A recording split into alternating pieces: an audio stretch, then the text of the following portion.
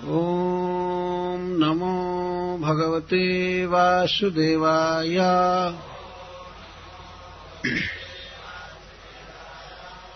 राजन आजगरम चर्म शुष्कं वृंदावनेऽद्भुतम् व्रजौकशां बहुतिथाम् बभूव क्रीडगह्वरम्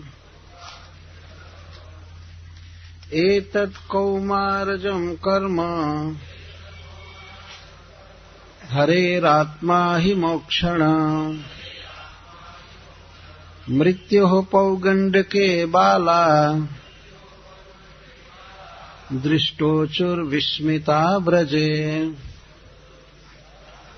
नैतद्विचित्रं मनुजार्भमायिनः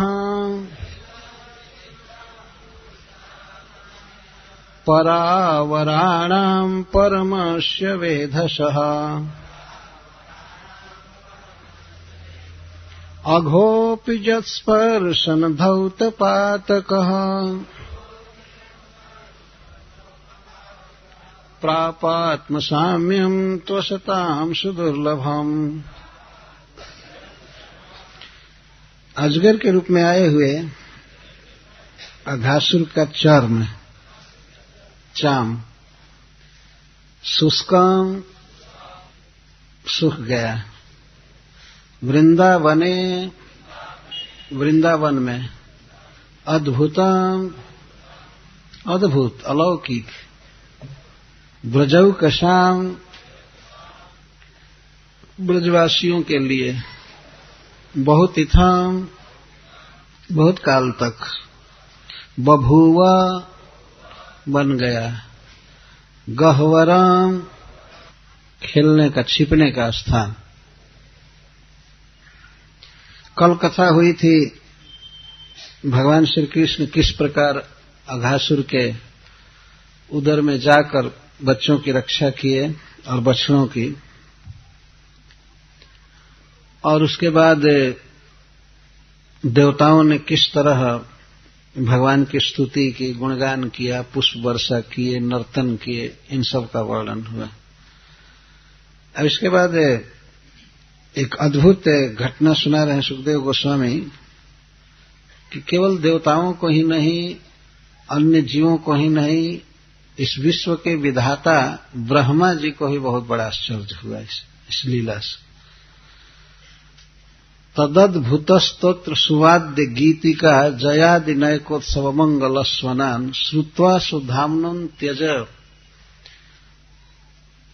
आगतो चिरा दृष्ट्वा महिषस्य जगाम विस्मयम्। ब्रह्मा जी अपने धाम में थे उस समय, सत्यलोक में। इधर जब अघासुर का उद्धार हो रहा था, जब भगवान अघासुर के कंठ में गए, उदर में गए, तो देवता लोग सब देख रहे थे इस लीला को, सारे देवता देख रहे थे, पर ब्रह्मा जी इस लीला को नहीं देखे। कभी कभी बड़े बड़े मैनेजर लोग ऑफिस में ही व्यस्त रहते हैं तो ब्रह्मा जी इस लीला को नहीं देख पाए, और बाकी सब देवता देखे। उनमें सुख दुख का संचार हो रहा था, भगवान की सफलता से सुख और थोड़ा सा ऐश्वर्य में छत्याभास होने से उनको भय होने लगता था।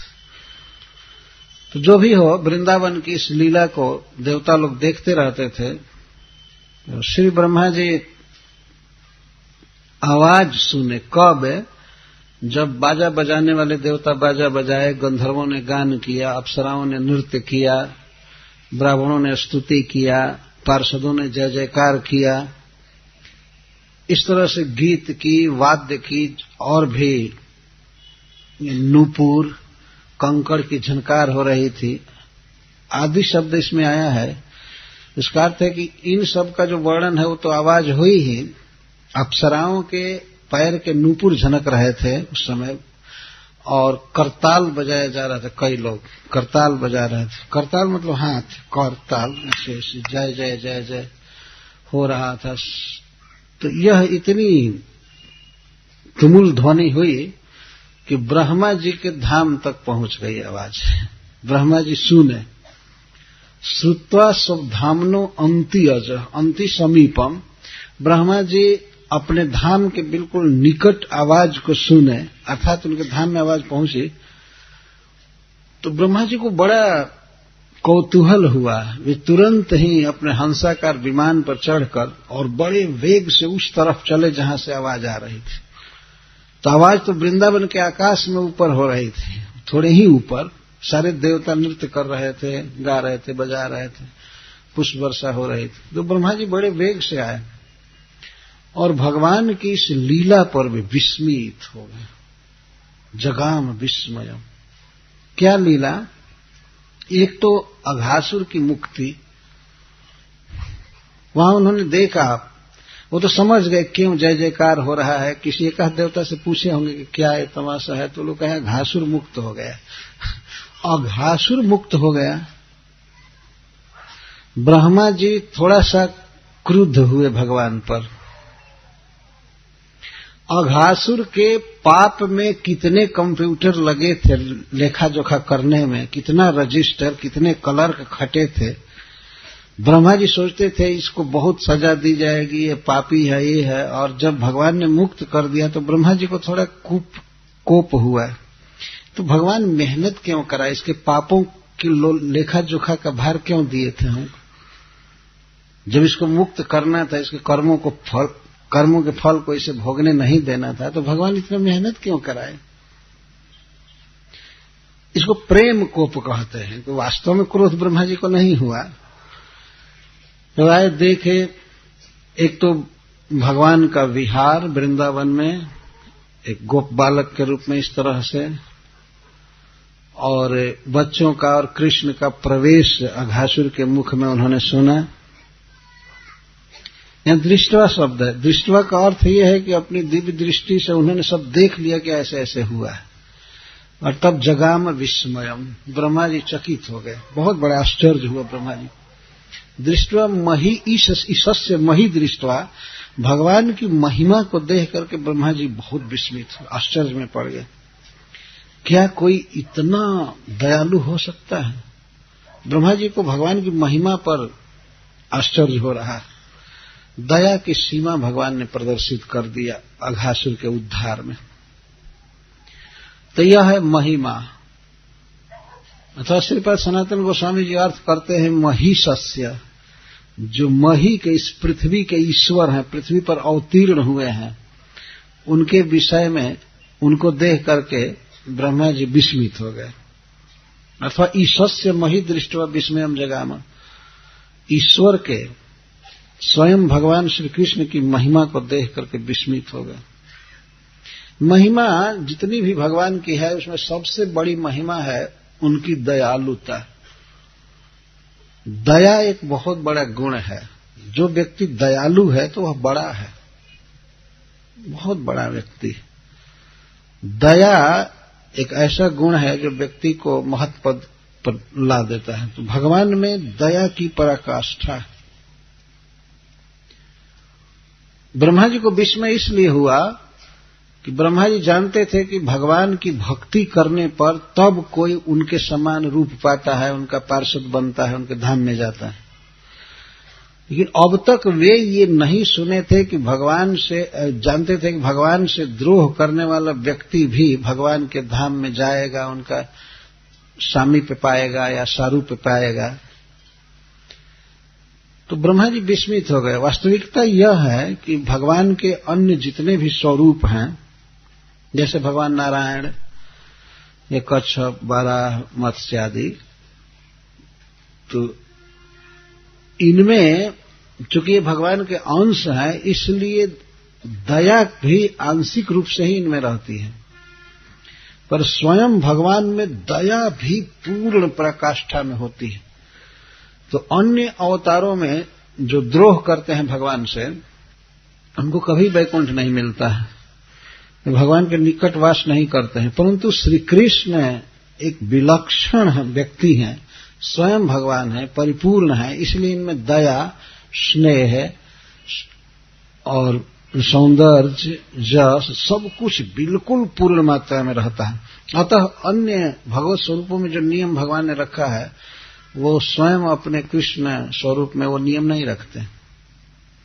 तो ब्रह्मा जी को इस बात से बहुत बड़ा विस्मय हुआ कि अघासुर जैसे पापी को, जो साक्षात अघई है, पाप है, उसको भगवत सारूप्य मुक्ति मिली, भगवान की नित्य लीला में शामिल हुआ। नहीं तो ऐसे जनरल नियम है कि जो असुर मारे जाते हैं भगवान के हाथ से उनको ब्रह्म ज्योति में भेज दिया जाता है या साइज मिलता है, लेकिन भगवान का पार्षद होना ये तो कृष्ण के हाथ से मारे जाने पर संभव होता है, स्वयं भगवान के हाथ से। ये विशेषता है। ब्रह्मा जी इसी विशेषता पर विस्मित हो गए कि अघासुर भगवान का पार्षद बन गया, और भगवान अघासुर का वध भी किए तो उसके पेट में जाकर, उसके कंठ में जाकर उन्होंने कोई थप्पड़ नहीं चलाया, कोई धनुष बाण से नहीं मारा, तलवार से नहीं मारा, उसके भीतर जाकर के और इस तरह उसको मुक्त कर दिए। ये सब भगवान की महिमा है, उनका बड़प्पन है। तो ब्रह्मा जी इससे बहुत विस्मित हुए। किस किस चीज की आवाज उनके धाम में गई थी?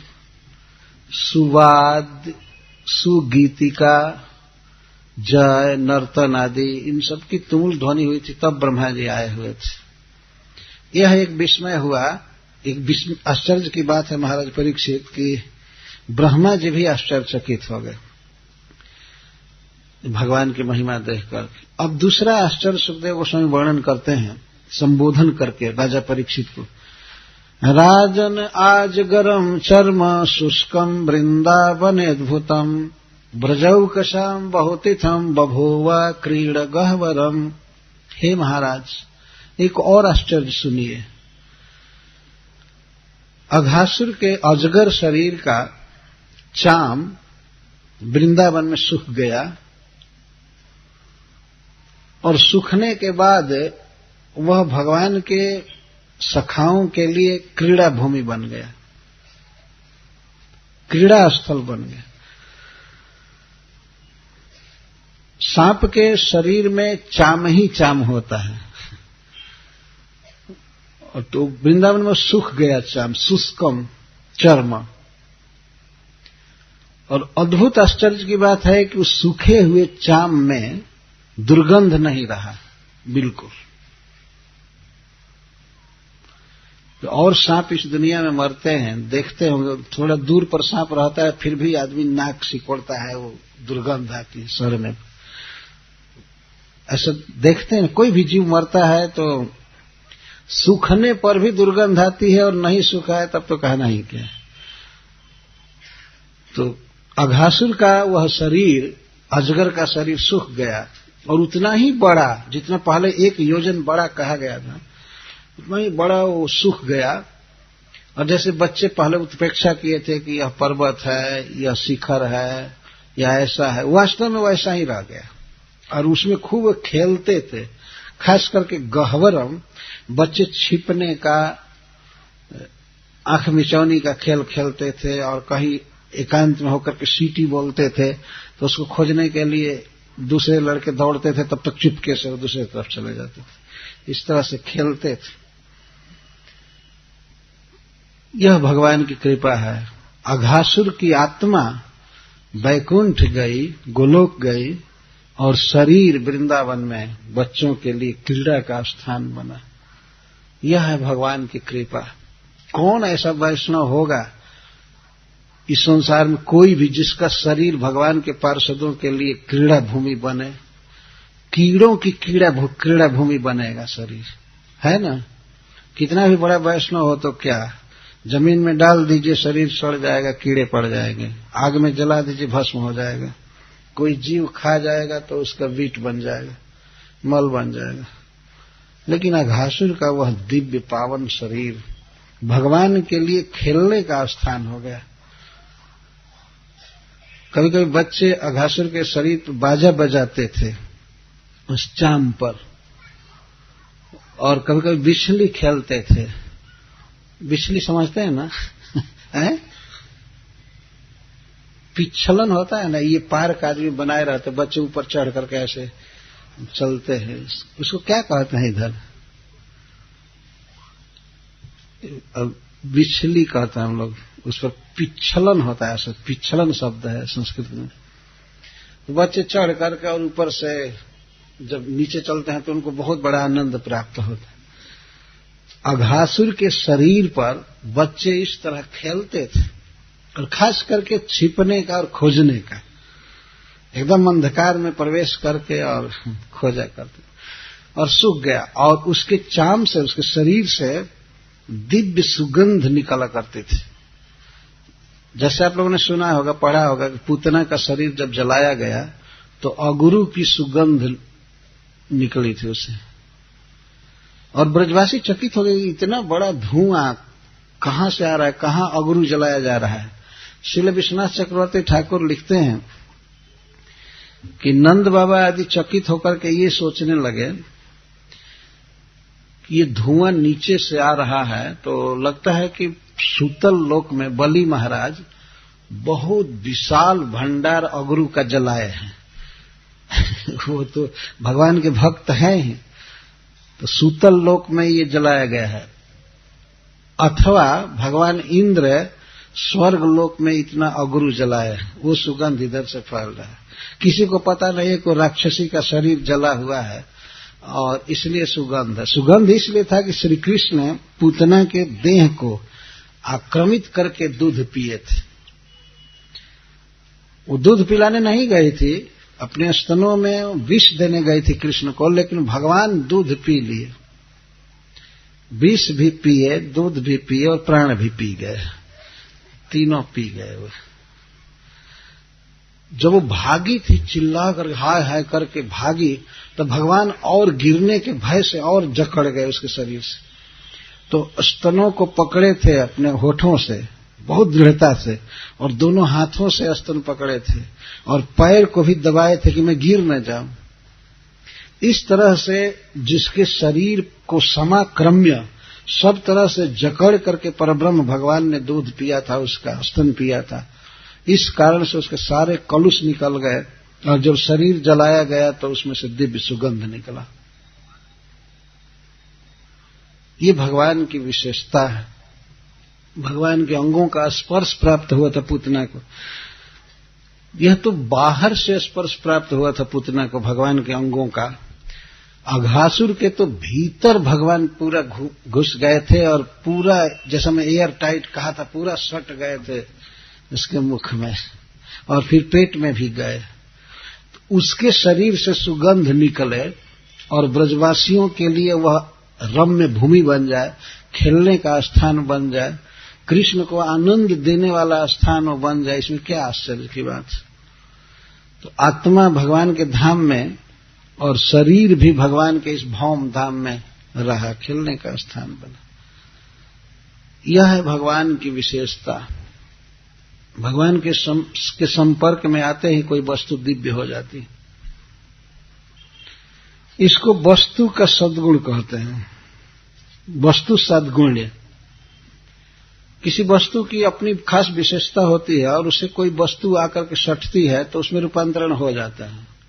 जैसे उदाहरण दिया जाता है, स्वाति नक्षत्र में जब मेघ से कोई बूंद गिरता है,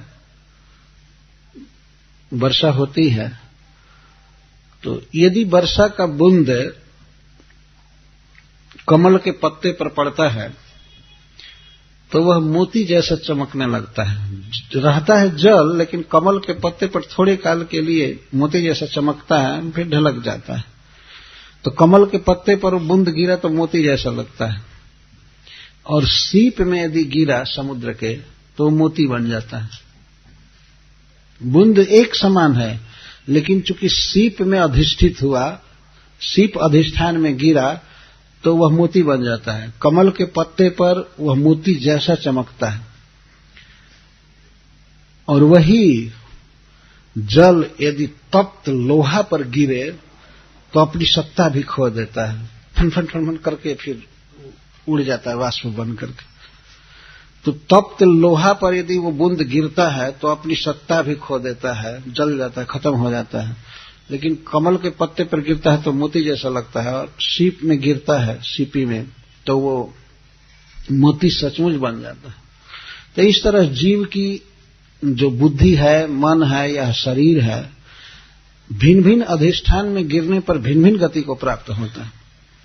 तो जितने भी अधिष्ठान हैं, जितनी भी सुंदर वस्तुएं हैं, सद्गुणवती हैं, दिव्य हैं, उनमें सबसे बढ़कर के भगवान का श्री विग्रह है, श्री अंग। तो किसी भी तरह से कोई व्यक्ति यदि भगवान के अंगों का चिंतन भी करे या वर्णन करे या आंख से दर्शन करे या त्वगिंद्रिय से छुए, तो उसका शरीर भी भगवान के शरीर जैसा हो जाता है, भगवान के स्वरूप को प्राप्त हो जाता है। ये जल की बूंद, मेघ की बूंद प्राकृत है, और कमल का पत्ता भी प्राकृत है, सीपी भी प्राकृत है, और तप्त लोहा भी प्राकृत है। जब एक प्राकृत वस्तु दूसरे प्राकृत वस्तु को अपनी तरह से प्रभावित कर सकती है, तो अप्राकृत अलौकिक शक्ति संपन्न परब्रह्म भगवान से कोई संपर्क करे तो वह क्यों नहीं भगवान के गुणों से विभूषित हो जाएगा। साक्षात पाप, साक्षात औघ भी भगवान के स्पर्श से पवित्र हो गया। जत स्पर्शन धूत पातक, धौत पातक। तो यह एक आश्चर्य की बात है कि अघासुर का वह सूखा हुआ चाम ब्रजवासियों के लिए रमणीय स्थान हो गया। जैसे गिरिराज जी हैं, जमुना जी का किनारा है, वैसे ही अघासुर का शरीर भगवान के लीला के लिए भूमि स्वरूप बन गया। इसमें भगवान छिपते थे, खेलते थे, बिजली खेलते थे और आनंद मना रहे थे। यह भगवान के श्रीअंग की विशेषता। अच्छा, फिर तीसरा आश्चर्य वर्णन कर रहे हैं सुखदेव गोस्वामी। एतत् कौमारजम कर्म हरेरात्मा ही मोक्षणम मृत्यु पौगंड के बाला दृष्टोचुर विस्मिता व्रजे। तो तीसरा आश्चर्य वर्णन कर रहे हैं कि ये जो भगवान की लीला हुई अघासुर को मुक्त करने की और अघासुर रूप मृत्यु से बच्चों को मुक्त करने की, कौमारजम कर्म, ये 5वें वर्ष के प्रारंभ में लीला हुई थी। कौमारजम, 1 से लेकर के 5 वर्ष की अवस्था को कुमारावस्था कहते हैं, और 6 से लेकर 10 तक पौगंड अवस्था होती है, और 11 से 15-16 तक एक किशोरावस्था होती है, और उसके बाद यौवनम ततः परम, इसके बाद जुआवस्था। तो ये जो लीला भगवान ने किया था कौमार अवस्था में किया था, कौमार के बिल्कुल प्रारंभ में, 5वें वर्ष के प्रारंभ में। पर बच्चे 6ठे वर्ष के प्रारंभ में जाकर के ब्रज में ये लीला सुनाए और यह कहे कि अद्यानेन महाव्यालो नंद सुनना। आज नंद नंदन ने बहुत बड़ा सांप मारा। ये बच्चे 1 साल के बाद जाकर ब्रज में वर्णन किए कि आज नंद नंदन ने एक बहुत बड़ा सांप मारा। वे लोग नाम नहीं जानते थे, औघ सघ, उनको क्या पता था, उनको ये भी पता नहीं था कि कौन से ने भेजा था, क्या किया था। इसलिए बच्चे महाव्याल कहे, महाव्याल। आज कृष्ण ने बहुत बड़ा सांप मारा वृंदावन में। एक आश्चर्य की बात है कि साल भर लोग कहां थे,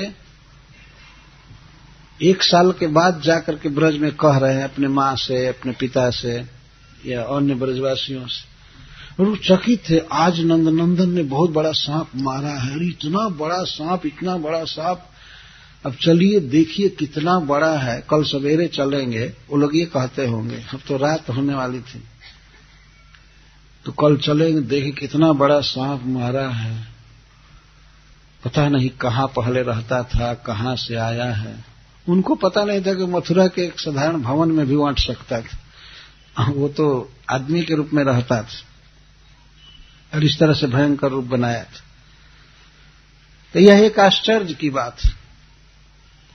एतत् कौमारजम कर्म हरेरात्मा ही मोक्षणम मृत्यु पौगंड के बाला दृष्टोचुर विस्मिता ब्रजे। दृष्टवा ऊंचू, बच्चों ने यही कहा कि हम आज देख करके आए हैं। कृष्ण ने एक बहुत बड़े सर्प का वध किया और हम लोग सब उसके पेट के भीतर चले गए थे। हम लोग ये समझे कि ये बहुत बड़ा पर्वत है, पर्वत का शिखर है जो देखने में केवल अजगर के मुख जैसा लग रहा है। वो बच्चे तो हांफते हुए कह रहे थे, डरते हुए, बाप रे बाप, आज हम लोग सांप के मुख में चले गए थे, अजगर के मुख में चले गए थे, कृष्ण अभी रक्षा किया है। तो लोग पूछते थे कब? अरे अभी 1-2 घंटा पहले 1-2 घंटा पहले रक्षा किया है, आज ही आज। यह एक आश्चर्य हुआ। इसी पर महाराज परीक्षित प्रश्न कर रहे हैं। इत्थं स्वरातुश्चरितं विचित्रम् इत्थं द्विजः जादव देवदत्तः श्रुत्वा स्वरातुश्चरितं विचित्रम् पप्रच्छ भूयोऽपि तदेव पुण्यम् वैयासकिं जन्निगृहीत चेतः।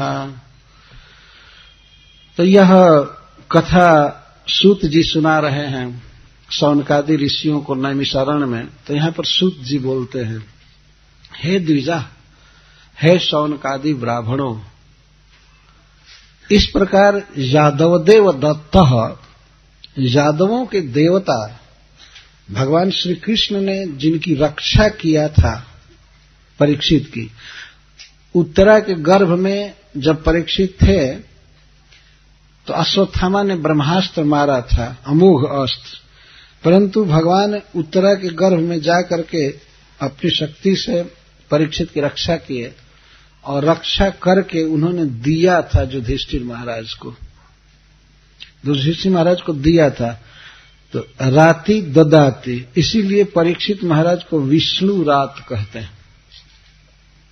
विष्णु ने ब्रह्मास्त्र से बचा करके और युधिष्ठिर को दान दिया था परीक्षित को। यही वंशधर थे महाराज। युधिष्ठिर के वंश में कोई नहीं बचा था, सब मर गए थे। 5 भाइयों के एक एक पुत्र थे द्रौपदी जी से, तो उनको सोई ही अवस्था में धृष्टद्युम्न ने काट दिया था, अश्वत्थामा ने मार दिया था।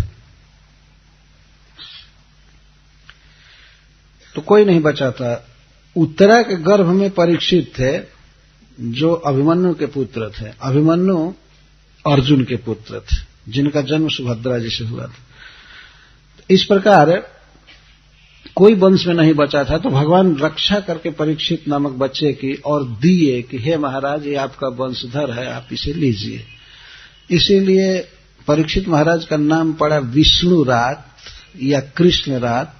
और यहां पर कहा गया जादव देव दत्त, जादवा नाम देव श्री कृष्ण तेन दत्त महाराजा युधिष्ठिराय, महाराज युधिष्ठिर को दिया गया था।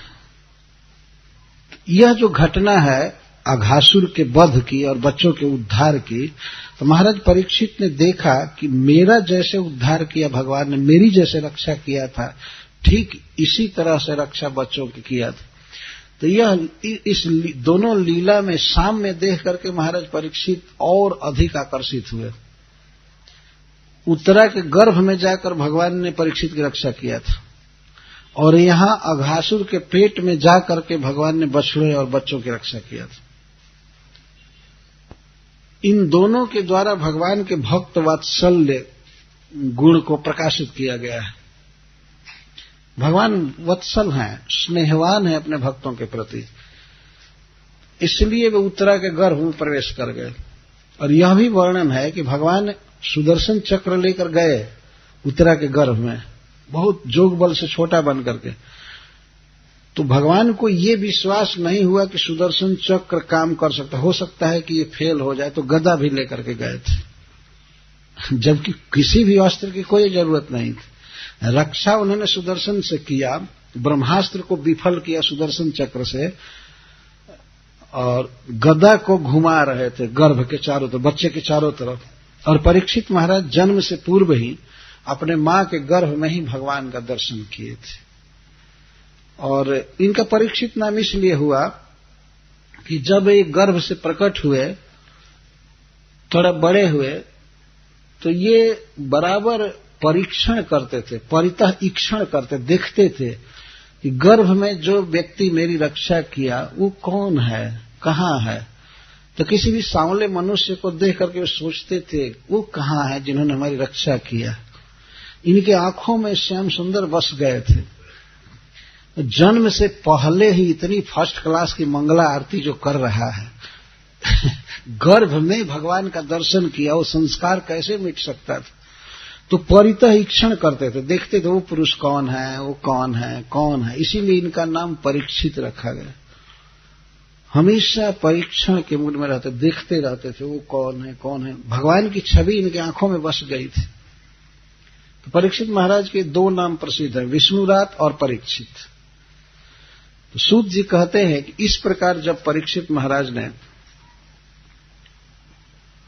सुना अपने स्वामी के चरित्र को, स्वरातु, अपने राता, अपने रक्षक के, जिन्होंने इनके मां के गर्भ में प्रवेश करके इनकी रक्षा किया था, तो परीक्षित महाराज जब इस लीला को सुने कि भगवान बच्चों की रक्षा अघासुर के पेट में जाकर किए, तो अपनी रक्षा की बात याद आ गई और बहुत आकर्षित हुए और पुनः वही प्रश्न करने लगे। फिर वही लीला पूछते हैं, पप्रच्छ भूयोपि तदेव पुण्यम ततेव। उसी लीला के विषय में फिर पुण्य प्रश्न कर रहे हैं। तो प्रश्न होगा कि एक बार सुन ही चुके तो अब क्यों प्रश्न कर रहे हैं?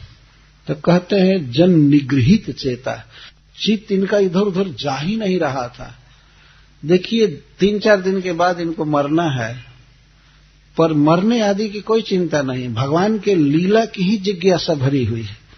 जन निगृहित चेता, जब का अर्थ कथा श्रवणेन निगृहित वशीकृत चेतो जस्य स।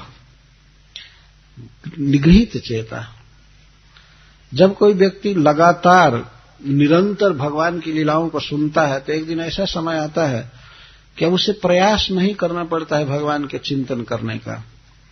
वो लीला इतनी आकर्षक होती है कि वही चित्त को वश में कर लेती है, चित्त इधर उधर जा नहीं सकता है। तो परीक्षित महाराज का चित्त कृष्ण लीला द्वारा ग्रस्त कर लिया गया था, इसीलिए भूयः पप्रच्छ, पुनः वही प्रश्न करने लगे। तो महाराज परीक्षित पूछते हैं, तो अंग्रेजी का शौरी शब्द बहुत अच्छा है कि शौरी का अर्थ कृष्ण होता है, सूर्यपुत्र। तो हमें आगे बढ़ गए हैं।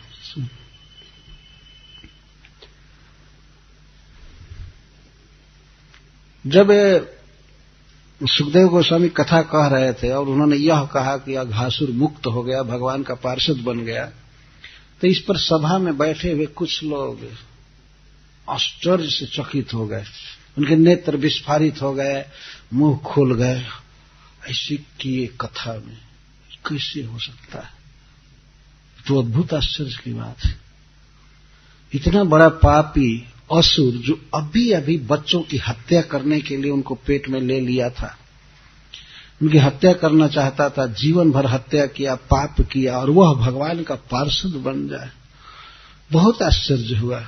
इस पर सुखदेव गोस्वामी कहते हैं, नैतद विचित्रम मनुजार्भमायिन परावराणाम परमस्य वेधस अघोपिजत स्पर्शन धौत पातक प्रापात्म साम्यम तोषताम सुदुर्लभम। नैतद विचित्रम, आप लोग आश्चर्य मत कीजिए, किसकी लीला है इस पर जरा ध्यान दीजिए। परावराणाम परमस्य वेधसा, जो पर और अवर, उच्च या नीच या छोटे या बड़े, सबसे श्रेष्ठ हैं। बड़े हैं ब्रह्मा जी, शिव जी, या यहां तक कि भगवान के जो अन्य अवतार हैं वे सब बड़े हैं, उनको पर कहते हैं, और अवर जो दूसरे जीव हैं। लेकिन श्री कृष्ण इन सबसे श्रेष्ठ है। परावराणाम परमस्य, पर और अवर दोनों में श्रेष्ठ है श्री कृष्ण। इसलिए इनके जो गुण हैं, दया आदि या दिव्यता आदि, ये सब प्रकार से पूर्ण है, श्रेष्ठ है। और वेधसः, वे जगत की सृष्टि करते हैं, वेधा है, सबको नियम बना करके सब में रखते हैं। तो नियम कौन बनाया है कि पापी जो है, असुर जो है, भगवान के धाम में नहीं जा सकता है? किसने नियम बनाया? कृष्ण ने नियम बनाया, ये कृष्ण का नियम है। लेकिन परावराणाम परमस्य, पर और सब में श्रेष्ठ हैं, तो भगवान ने दया का भी नियम बनाया है कि वे दयालु हैं और दया के कारण वे किसी भी व्यक्ति को अपने धाम में ले सकते हैं। भजन की अपेक्षा नहीं करते हैं कृष्ण। अन्यथा पूतना ने क्या भजन किया था? पूतना तो इनको मारने गई थी, लेकिन भगवान उसके डार्क साइड को नहीं देखे। उन्होंने केवल यही देखा कि वृंदावन में आई है, गोकुल में आई है और गोपी का वेश बनाई है और मुझे स्तन दे रही है पीने के लिए। भगवान केवल यही देखे। जब दे दिया तो भगवान पीने लगा और इसके बाद उन्होंने अपनी मां बना लिया नित्य लीला में पूतना को। श्री कृष्ण इतने दयालु हैं कि अन्य जो साधारण नियम है उनके तरफ वो ध्यान नहीं देते। इसलिए परावराणम परमस्य शब्द कह रहे हैं सुखदेव गोस्वामी। ये सर्वश्रेष्ठ है, सबसे विलक्षण है और नियम दूसरों के लिए है। अन्य भगवत स्वरूपों के लिए नियम है, ब्रह्मा जी के लिए नियम है, शिव जी के लिए नियम है। ये नियमों में बंध करके किसी को वैकुंठ दें, चाहे कैलाश दें या चाहे स्वर्ग दें, नियमों में बंधे हुए। लेकिन भगवान किसी नियम में नहीं बंधे हुए, जो चाहे कर सकते। महापापी को पार्षद बना सकते हैं, ये उनकी विशेषता है।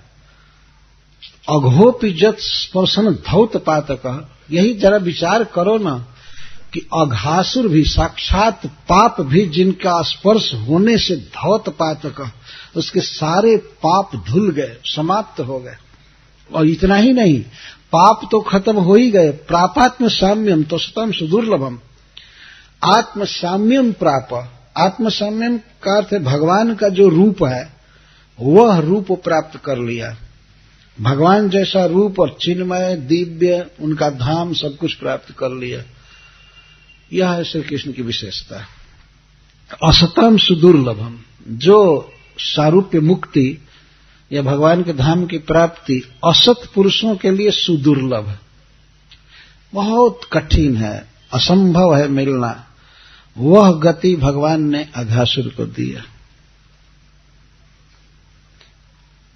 क्योंकि वे परावराणम परम है, वे वेधा है, सर्वतंत्र स्वतंत्र हैं और भगवान की सारी शक्तियां एक तरफ रहती हैं।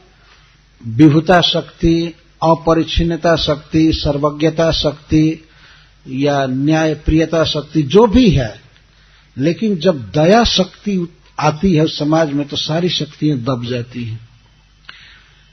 ऐसा श्रील विश्वनाथ चक्रवर्ती ठाकुर कहते हैं, जब श्री कृष्ण को बांध रही थी मां जसोदा तो भगवान की सारी शक्तियां लग गई, नहीं बहने देंगी। जो विभुता शक्ति है वो कहती थी कि जो व्यक्ति जो सर्वव्यापक है प्रभु, उसमें 2-4 गज रस्सी कैसे अट सकती है? वो घट रही थी रस्सी हमेशा। विभुता शक्ति, सर्वज्ञता शक्ति और भी नाना प्रकार की शक्तियां जुटी थी। हम ब्रह्म को बांधने नहीं देंगे, बांधने नहीं देंगे। जैसे सूर्य की शक्ति है ताप और प्रकाश, कोई व्यक्ति यदि सूर्य के पास निकट ले जाए कोई चीज तो जल जाएगी, क्योंकि सूर्य का प्रभाव है, शक्ति है, वो सूर्य जला देगा। सूर्य को कोई ठंडा नहीं कर पाएगा। यदि मान लीजिए यहां से 10-20 टन आइस बर्फ भेजा जाए सूर्य के पास, तो बहुत दूर ही बर्फ रहेगी, पिघल कर खत्म हो जाएगी। तो भगवान अनंत हैं, विभु हैं, सर्वज्ञ हैं, उन पर बंधन कैसे लग सकता है? सारी शक्तियां एक मत होकर के यशोदा के विरुद्ध हो गई, हम ब्रह्म को बंधने नहीं देंगे। लेकिन जब भगवान ने अपने मां के परिश्रम को देखा, पसीने से लथपथ हो गई थी, रस्सी से बांध रही थी, गोपियां देख रही थी, तो इसलिए वो डिमोरलाइज्ड हो रही थी। वो लोग कह रहे थे कि छोड़ दीजिए, आपके लाला के भाग्य में बंधन नहीं लिखा है, तो आप क्यों प्रयास कर रही हैं? छोड़ दीजिए, कोई पशु थोड़े है कि बांध देंगे। तो मां जसोदा हठ में आ गई कि नहीं, बांध करके ही रहूंगी, बांध करके रहूंगी, भले शाम हो जाए, रात हो जाए, इस गांव की सारी रस्सी लग जाए, चाहे दूसरे गांव से मंगाना पड़े, लेकिन बांध करके ही रहूंगी। तो गांठ बांधने पर परिश्रम होता था, जोड़ती थी तो 2 अंगुल कम हो जाता था, तो फिर जोड़ती थी। कभी काम नहीं की थी इतना जसोदा, थक गई, पसीने से लथपथ हो गई। जब भगवान ने परिश्रम देखा अपने मां की, तो उन्होंने सोचा कि जब मुझे बांधना ही चाहती है तो मुझे बांध जाना चाहिए। मां का परिश्रम देखकर भगवान के हृदय में कृपा महारानी का जन्म हुआ है। भास्वती शक्ति, सबसे श्रेष्ठ शक्ति भगवान के हृदय में उदित हुई। और जब कृपा देवी उदित हुई तो सारी शक्तियां दब गई और भगवान बंध गए। कृपा से बंध है। दृष्टवा परिश्रमम कृष्ण कृपया सित्स्व बंधने। अपनी मां का परिश्रम देखे तब उनके भीतर दया आई और दया के कारण मां के हाथों से वे बंध गए। अघासुर के उद्धार में भगवान की यह दया शक्ति काम कर रहे, इसीलिए और नियम नहीं देखा गया। पहले इसने क्या किया था, कितना पाप किया, कितना हत्या किया, ये सब कुछ भी विचार नहीं होता। भगवान दयामय है, इसलिए उद्धार कर दिए। अतः यह आश्चर्य की बात नहीं है। तब कैमुत्य न्याय से श्रील सुखदेव गोस्वामी कहते हैं, सकृत जदंग प्रतिमांतराहिता मनोमयी भागवतीम ददौ गतिम सएव नित्यात्म सुखानुभूत्य भी विदस्त मायो परमुंग किम पुनः। अब कह रहे हैं कि ये तो अघासुर के उदर में साक्षात परब्रह्म सच्चिदानंद घन भगवान प्रवेश किए थे। ये तो बहुत दूर की बात है। जदंग प्रतिमा, भगवान के श्री विग्रह, भगवान के शरीर की प्रतिमा यदि बनाई जाए कहीं, प्रतिमा प्रतिमूर्ति आप समझते हैं, यदि भगवान के अंग की मूर्ति बनाई जाती है, अंग का अर्थ है शरीर, रूप, भगवान के रूप की मूर्ति बनाई जाती है और उस मूर्ति का कोई ध्यान भर केवल करे, प्रतिमा का केवल ध्यान भी करे मनोमयी, तो उसी से उस व्यक्ति को भागवती गति प्राप्त हो जाती है। वह भगवान का पार्षद बनता है।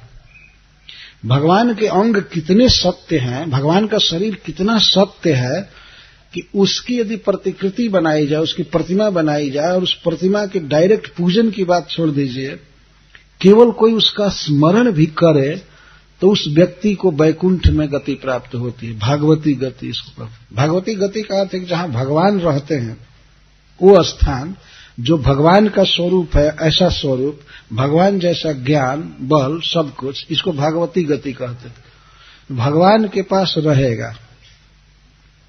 केवल प्रतिमा का चिंतन करने से और फिर प्रतिमा का श्रृंगार करे व्यक्ति और पूजा करे तब तो कहना ही क्या है।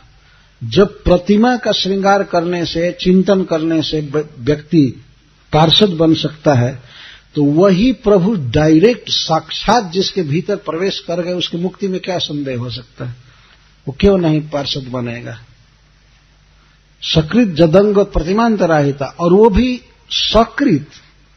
एक बार भी कोई व्यक्ति यदि भगवान के श्री विग्रह का चिंतन किया है, जगन्नाथ जी का या बलदेव सुभद्रा और कृष्ण बलराम या साक्षी गोपाल, यदि घर में बैठा हुआ एक बार भी चिंतन कर दे भगवान के श्री विग्रह का, मूर्ति का, तो वह व्यक्ति तत्काल भागवती गति प्राप्त करता है।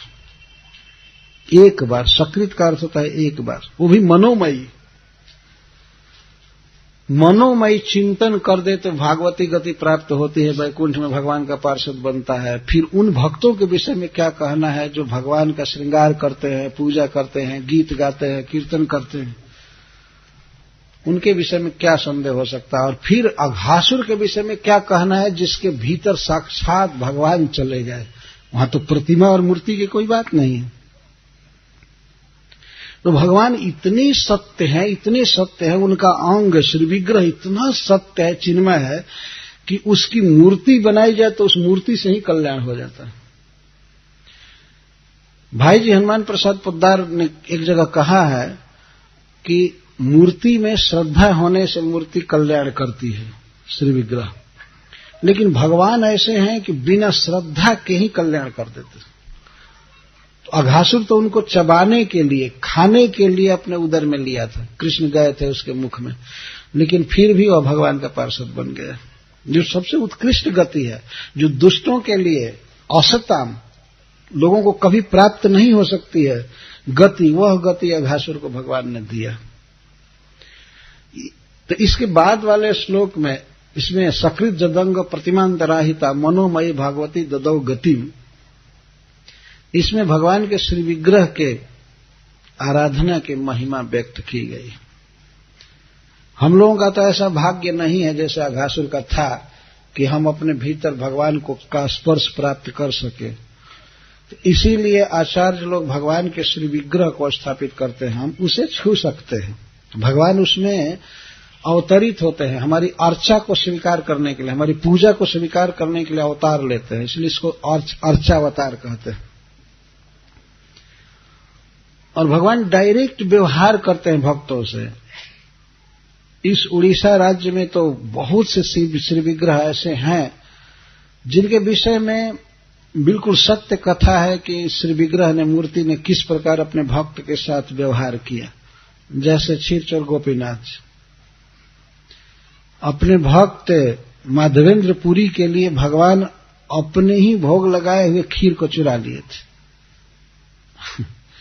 वो कथा है चैतन्य चरितामृत में कि माधवेंद्र पुरी जी जब यहाँ आए थे क्षीरचोर गोपीनाथ, तो उन्होंने सुना कि यहाँ भगवान को खीर भोग लगता है, बहुत अच्छा लगता है। तो उनके मन में आ गया थोड़ी देर के लिए कि मुझे खीर मिलता खाने को। वो अयाचित वृत्ति में रहते थे, कभी किससे मांगते नहीं थे। तो मन में आया तो फिर उन्होंने अपने दांतों से जीभ दबाया, अरे मैं क्या है सोच रहा हूं, लेकिन इच्छा तो हो गई और मांग सकते नहीं थे। तो चैतन्य चरितामृत में वर्णन किया गया है कि 12 मिट्टी के छोटे छोटे बर्तन में भोग लगते थे। तो भगवान देख लिए कि हमारे भक्त की इच्छा है, वो रात में सो गए थे कहीं बाजार में भूखे। तो भोग लगाने के बाद जब वो हटाने लगा पुजारी, तो एक मटके को, एक छोटे से पात्र को भगवान अपने पीतांबर में छिपा लिए। तो वो बेचारा ध्यान नहीं दिया पुजारी रोज रोज कितना गिने, वो ऐसी घटना होती नहीं थी, तो 11 लाख कर रख दिए। बाद में विचार होने लगा, वो सो गए थे रास्ते में। तो जब पुजारी सोने चले तो पहले तो वो विचार किए कि एक मटका क्या हुआ, पता नहीं कौन उठा ले गया, और भगवान थोड़े चुराएंगे, ऐसा तो सोच नहीं सकते थे। फिर बाद में वो सोने चले, झपकी आ गई तो क्षीरचोर गोपीनाथ जी ने स्वप्न में कहा कि एक माधवेंद्र नाम के भक्त आए हुए हैं, उनको खीर ले जाकर के दे दो।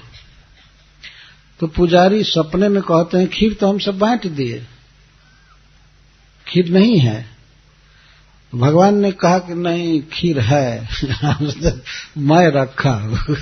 तो वे सपने से उठ करके जाकर देखे तो सचमुच छिपाए थे, धोती के बगल में ऐसे नीचे पैर के पास छिपा लिए। वो ले गए, खीर को ले करके खोजने लगे, माधव कहाँ है, माधवेंद्र कहाँ है, माधवेंद्र कहाँ है। तो मिले, पुजारी ने उनको दिया। इस तरह भगवान ने अपने भक्त को खीर दिया। खीर को खा करके परमानंद में मग्न हो गए माधवेंद्र पुरी जी, और वो बर्तन को रख लिए और धीरे धीरे वो मिट्टी भी सब खा गए। ये तो क्षीरचोर गोपीनाथ की कथा है। साक्षी गोपाल जी के विषय में जानते ही हैं कि वे वृंदावन से चल करके यहाँ अपने भक्त के लिए गवाही देने आए थे, साक्ष्य देने आए थे। ये सब सत्य कथाएं हैं। नहीं मानने वाले लोगों के लिए, मूर्खों के लिए तो डायरेक्ट भी भगवान को देख करके नहीं मानेंगे, उनके लिए क्या कहा जाए। लेकिन जिनके पास थोड़ी भी बुद्धि है, थोड़ी भी सद्भावना है, भाव है, तो तुरंत समझ सकते हैं भगवान के श्री विग्रह की महिमा को। सुखदेव गोस्वामी कह रहे हैं कि एक बार भी भगवान के श्री विग्रह का, मूर्ति का कोई ध्यान कर दे एक बार, तो उसे वैकुंठ में भगवान के पार्षद स्वरूप की प्राप्ति होती। तो फिर वही नित्य आनंदमय चिन्मय भगवान जो माया को निरस्त किए रहते हैं, अज्ञान नहीं रहता है, शुद्ध सच्चिदानंद घन भगवान जिस अघासुर के उदर में चले गए और वह मुक्त हो गया, तो इसमें क्या आश्चर्य है। अपने सभासदों को, कथा सुनने वालों को सुखदेव गोस्वामी जी कह रहे हैं कि आप आश्चर्य मत कीजिए, अब विचार कीजिए कि किसकी लीला है, कृष्ण क्या है, अद्भुत व्यक्ति है। इस प्रकार से भगवान की महिमा कही जा रही है।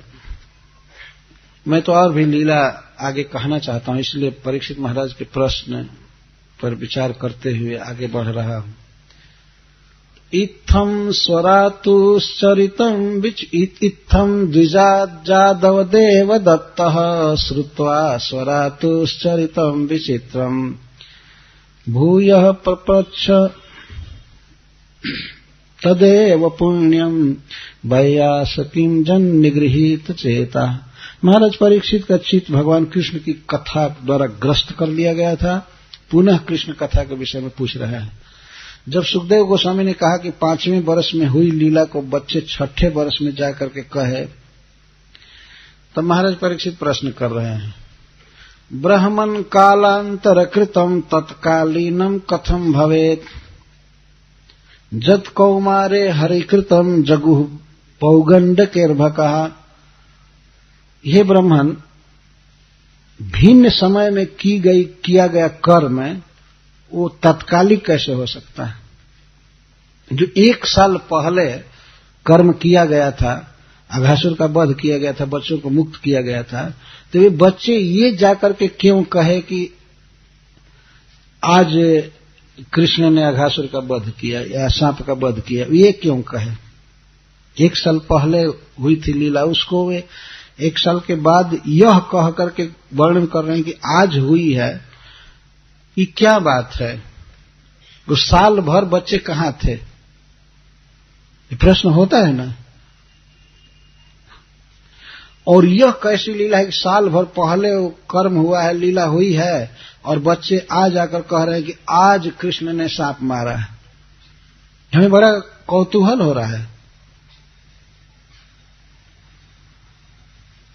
तद्ब्रूहि में महायोगिन परम कौतूहलम गुरो। हे महायोगिन, हे सर्वज्ञ सुखदेव जी, और हे मेरे गुरुदेव, मुझे बहुत बड़ा कौतूहल हो रहा है। ये बच्चे साल भर कहां थे? 1 वर्ष तक कहां थे?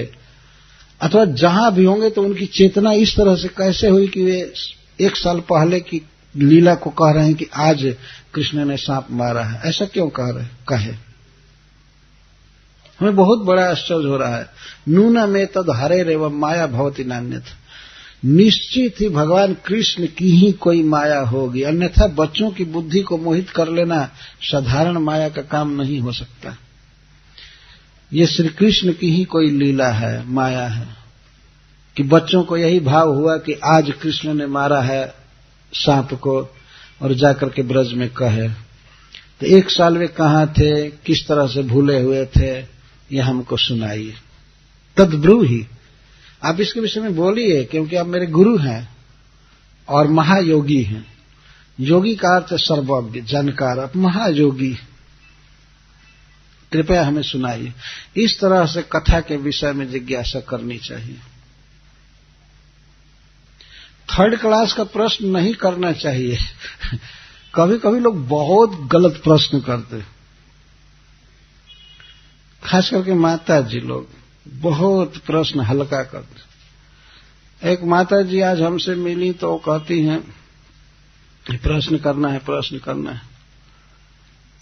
पहले हमारे गुरुदेव हमारे सपना में बहुत आते थे, अब क्यों नहीं आते हैं? तो मैं क्या जानता हूं क्यों नहीं आते हैं? तो हमको इसका क्या ज्ञान है? इस प्रकार के प्रश्न का उत्तर देना तो हम लोगों के लिए असंभव है वास्तव में। अब कब सपना आप देख रही हैं और हम कहां से कनेक्शन जोड़ेंगे बिजली जैसा, तब लाइन आएगा वीडियो का, टेलीविजन का, कि सपना, ये तो ज्ञान है नहीं कुछ। आज हम सोएंगे तो क्या सपना देखेंगे, अपना ही कोई ज्ञान नहीं है ना। हम लोग साधु हैं, गुरु बने हुए हैं, लेकिन बिल्कुल पता नहीं है कि आज कौन सपना आएगा। सपना आएगा कि नहीं आएगा ये भी पता नहीं है, और उसमें भी कौन सपना आएगा ये तो कोई ज्ञान है नहीं। तो हम दूसरे के लिए क्या कहेंगे कि क्यों नहीं सपना आ रहा है?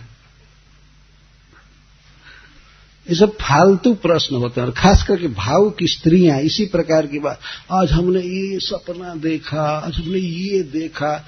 मैं कहता हूं जो जागृत में देखी हो वो बोलो, सपना की बात हमसे मत बोलो। कई बार मैं कहता हूं ये सब प्रपंच होता है वास्तव में, और इसमें 50% झूठी बात होती है। ये विश्वास कीजिए, विश्वास नहीं करना चाहिए कि हाँ सपना ऐसा देखा, ये देखा, वो देखा। मैं अपना अनुभव कहता हूं कि इस तरह से 50% झूठी स्त्रियां बात कहती है। स्त्री हो चाहे पुरुष हो, इस तरह की सपना की बात कहने वाला, प्रश्न पूछने वाला। एक तो दुर्लभ टाइम दीजिए पूछने के लिए, और इस तरह का प्रश्न पूछेंगे। महाराज परीक्षित का प्रश्न बहुत सटीक है, भगवान कृष्ण के विषय में है। तो सुखदेव गोस्वामी इसका अभिनंदन भी किए, बहुत प्रसन्न हुए प्रश्न सुनकर। और अब अपने भाग्य की सराहना कर रहे हैं महाराज परीक्षित। वयम धन्यतमा लोके गुरोपि छत्र बंधवः जत पिबामो मुहु त्वत्तः पुण्यम कृष्ण कथामृतम। हे गुरुदेव, इस संसार में सबसे धन्यतम, सबसे मोस्ट ब्लेसेड, सबसे धन्यतम व्यक्ति हम हैं। वयम धन्यतमा लोके गुरोपि छत्र बंधव। यद्यपि हम क्षत्रियाधम हैं, हमने एक ब्राह्मण का अपराध किया, उसके गले में मृत सर्प डाल करके, लेकिन फिर भी हम देख रहे हैं कि इस संसार में एक अधम क्षत्रिय होते हुए भी हम सबसे अधिक धन्य, धन्यतमा। क्यों? क्योंकि आपके मुख कमल से हम पुण्यम कृष्ण कथा मृतम पी रहे हैं। सबसे दुर्लभ और सबसे महत्वपूर्ण वस्तु हम पी रहे हैं, इसलिए हम धन्यतम हैं। श्रील सनातन गोस्वामी पाद जी लिखते हैं, तो शिष्यत्व मात्रेण, हम आपके शिष्य बने हुए हैं, इस कारण से हम धन्य हैं। केवल आपका शिष्य होने से धन्य हैं। और आपके मुख से कृष्ण कथा सुनने के कारण धन्यतर है, और मुहु बारंबार सुनने से धन्यतम है। धन्य, धन्यतर और धन्यतम। धन्य का अर्थ है सबसे धनी, सबसे सौभाग्यवान, जो इस प्रकार का गुरु पाया है, सुखदेव गोस्वामी जैसा। तो सनातन गोस्वामी पाद जी कहते हैं कि हम धन्य, केवल आपका शिष्य होने से हम धन्य हैं, और कथा सुनने से धन्यतर है, बारंबार कथा सुनने से धन्यतम है। यहां पर एक यह भी बात ध्वनित होती है कि वास्तव में गुरु कृष्ण कथा सुनने के लिए ही बनाया जाता है, यही जीवन का लाभ है। गुरु कोई फैशन नहीं है। कुछ लोग सोचते हैं कि अभी हमने गुरु नहीं किया है, गुरु करना चाहिए, गुरु करना चाहिए, इसी फेर में घुमा करते हैं, गुरु करना चाहिए किस लिए? ये तो ऐसी स्थिति है कि कोई व्यक्ति देख रहा है कि वो डॉक्टर के पास गया है, वो डॉक्टर के पास गया है, उसका एक डॉक्टर है, फैमिली डॉक्टर है, तो हमको भी एक डॉक्टर रखना चाहिए। किस लिए? वो रखा है इसलिए। मान लीजिए उत्तर वो रखा है, वो अपने घर में एक डॉक्टर रखा है, कुत्ता रखा है, तो हमको भी एक रखना चाहिए। बिना जिज्ञासा के, बिना मतलब के, बिना विचार के, और गुरु चाहिए। तो इस तरह से ठग गुरु तो भरे ही हुए हैं। जितने शिष्य बनने के लिए लोग तैयार नहीं, उससे ज्यादा गुरु दुनिया में भरे पड़े।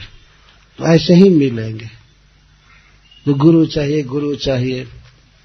गुरु बनता है कृष्ण के बारे में बताने के लिए। तो यहां पर श्रीपाद सनातन गोस्वामी की टीका के अनुसार मैं बोल रहा हूं, कहते हैं कि केवल आपका शिष्य होने से हम धन्य हैं, और आपके मुख से कृष्ण कथा सुन रहे हैं तो धन्यतर हैं। बारंबार कथा सुन रहे हैं इसलिए धन्यतम। हमारे समान सौभाग्यशाली व्यक्ति इस तीनों जगत में कोई नहीं। क्यों सौभाग्यशाली हैं? कि पी रहे हैं बारंबार कृष्ण कथामृत पी रहे हैं। इस संसार में सबसे दुर्लभ और महत्वपूर्ण वस्तु है कृष्ण कथामृत, ये पी रहे हैं, इसलिए हम धन्य। जो व्यक्ति भगवान की कथा को सुनता है उसके आगे धनी आदि क्या है? कुछ भी नहीं, इंद्र भी कुछ नहीं। ये सौभाग्य होता है व्यक्ति का। तो महाराज परीक्षित अपने को सबसे धन्य व्यक्ति कह रहे हैं, जबकि इनको 3 दिन के बाद मरना है। आप जरा विचार कीजिए, सम्राट पद पर हैं, ब्राह्मण का शाप हो चुका है, 3 दिन के बाद इनको शरीर अब छोड़ देना है। ये 10वें स्कंध कथा सुन रहे हैं और स्कंधों को पार कर चुके हैं, तो 3 दिन जीना है, और 3 दिन केवल जीने वाला व्यक्ति कह रहा है कि मैं सबसे भाग्यशाली व्यक्ति। कि दुनिया का सब कुछ तो छूट ही जाएगा, लेकिन कृष्ण कथा पी रहा हूं, कृष्ण कथामृत पी रहा हूं, और इसके द्वारा जो कृष्ण का स्मरण हो रहा है, कृष्ण की लीलाओं का संजोग हो रहा है, तो महाराज परीक्षित को दृढ़ विश्वास है कि मैं कृष्ण की लीला में प्रविष्ट होऊंगा, मैं जाऊंगा भगवान के पास। तो इससे बड़ा धन्य व्यक्ति कौन होगा? तो वयम धन्यतमा लोक। इस प्रकार से अपनी प्रशंसा के वाक्य बहुत कम जगह मिलते हैं, और ऐसा कहा जाए कि मैं धन्य हूं तब तो ठीक ही है, लेकिन वयम धन्यतमा, हम सबसे अधिक सौभाग्यशाली व्यक्ति हैं, क्योंकि हम आपके मुख से बारंबार कृष्ण कथा पी रहे हैं। तो इसके द्वारा सिद्ध है कि देखिए, चक्रवर्ती सम्राट होना या बहुत बड़े पद पर होना, मिनिस्टर होना, मंत्री होना, कुछ भी प्राप्त करना यह जीवन का सौभाग्य नहीं है। कृष्ण कथामृत को मुंह बारंबार पीना यही सबसे बड़ा सौभाग्य है। ये श्रीमद् भागवतम द्वारा सिद्ध हो रहा है। महाराज परीक्षित अपने विषय में कह रहे हैं कि हम सबसे बड़े भाग्यशाली। तो इस प्रकार जब उन्होंने प्रश्न किया, तो इस प्रश्न का उत्तर देने से पहले श्री सुखदेव गोस्वामी को समाधि लग गई। इत्थम स्म पृष्टः सतु बादरायणी तत्स्मारितानंत हृताखिलेन्द्रियः कृच्छ्रात् पुनः लब्ध बहिर्दृशिः शनैः प्रत्याहतम भागवतोत्तमोत्तम। फिर सूत जी संबोधित कर रहे हैं शौनक जी को कि हे भागवतों में सबसे श्रेष्ठ शौनक जी। जब इस प्रकार से महाराज परीक्षित ने प्रश्न किया सुखदेव गोस्वामी से, तो सुखदेव गोस्वामी को वो लीला याद आ गई कि किस प्रकार भगवान श्री कृष्ण ही स्वयं बछड़ा बने थे और स्वयं गोप बच्चा बने थे और गौओं का और माताओं का स्तन पिए थे 1 साल तक। ये लीला याद आ गई तो उनकी बाहरी वृत्ति हर ली गई। प्रश्न को सुन करके वे समाहित हो गए, बाहर का ध्यान नहीं रहा, उनका मन भगवान की लीला। साल भर कहाँ थे, क्या कर रहे थे? साल भर भगवान कृष्ण बने हुए थे बछड़ा और बच्चे, और माताओं का गौओं का स्तन पिए थे, बहुत विहार किए थे। यह लीला स्मरण आते ही उनकी अखिल इंद्रिय हर ली गई। आंख खुली थी लेकिन बाहर देख नहीं रही थी, कान से सुन नहीं रहे थे, जिह्वा से बोलने की बात तो दूर रही। तो वे बिल्कुल समाधिस्थ हो गए।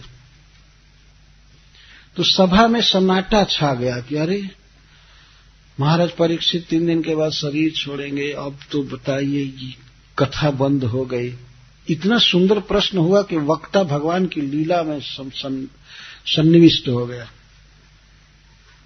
तो बड़े कष्ट से उनको बाहर वृत्ति में लाया गया। कृच्छ्रात, इसकी व्याख्या करते हुए श्रीपाद सनातन गोस्वामी कहते हैं कि कृच्छ्रात, वहां पर बहुत जोर से झांझ, करताल, मृदंग, भेरी, शहनाई आदि बजाए गए और कीर्तन जोर से चालू हुआ। सभा में जुटे हुए हजारों लोग कीर्तन गाने लगे, बहुत जोर की आवाज किए। तो कुछ देर के बाद तब सुखदेव गोस्वामी की बाह्य वृत्ति हुई। पुनः लब्ध बहिर्दृशि शनैः, धीरे धीरे बाह्य वृत्ति आई। तब वो देखे कि अरे मैं तो कथा कह रहा हूं। इस प्रकार का वक्ता हूं, भगवान की लीला में जिसका मन सन्निविष्ट हो गया पूरा। प्रश्न सुन करके कृच्छ्रात शब्द बड़े कष्ट से उन्हें बाह्य वृत्ति में लाया गया। भगवान की लीला का इतना आकर्षण था कि सुखदेव गोस्वामी अब बोल नहीं रहे थे, देख नहीं रहे थे, लेकिन परीक्षित जी को कथा सुनानी थी। इसलिए और लोगों ने, ऋषियों ने, नारद जी ने, वेदव्यास जी आदि सब ने मिल करके कीर्तन चालू किया। जोर जोर से कीर्तन, करताल, मृदंग आदि बजाए जा रहे थे, सब बाजे बजाए जा रहे थे। तब जाकर के धीरे धीरे बाह्य वृत्ति आई।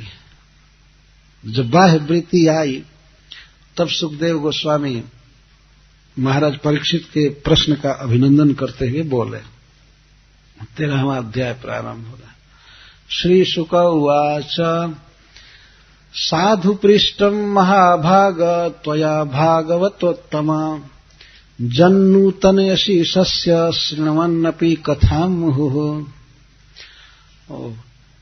परीक्षित, तुम महाभाग्यवान हो और भागवतों में सर्वश्रेष्ठ।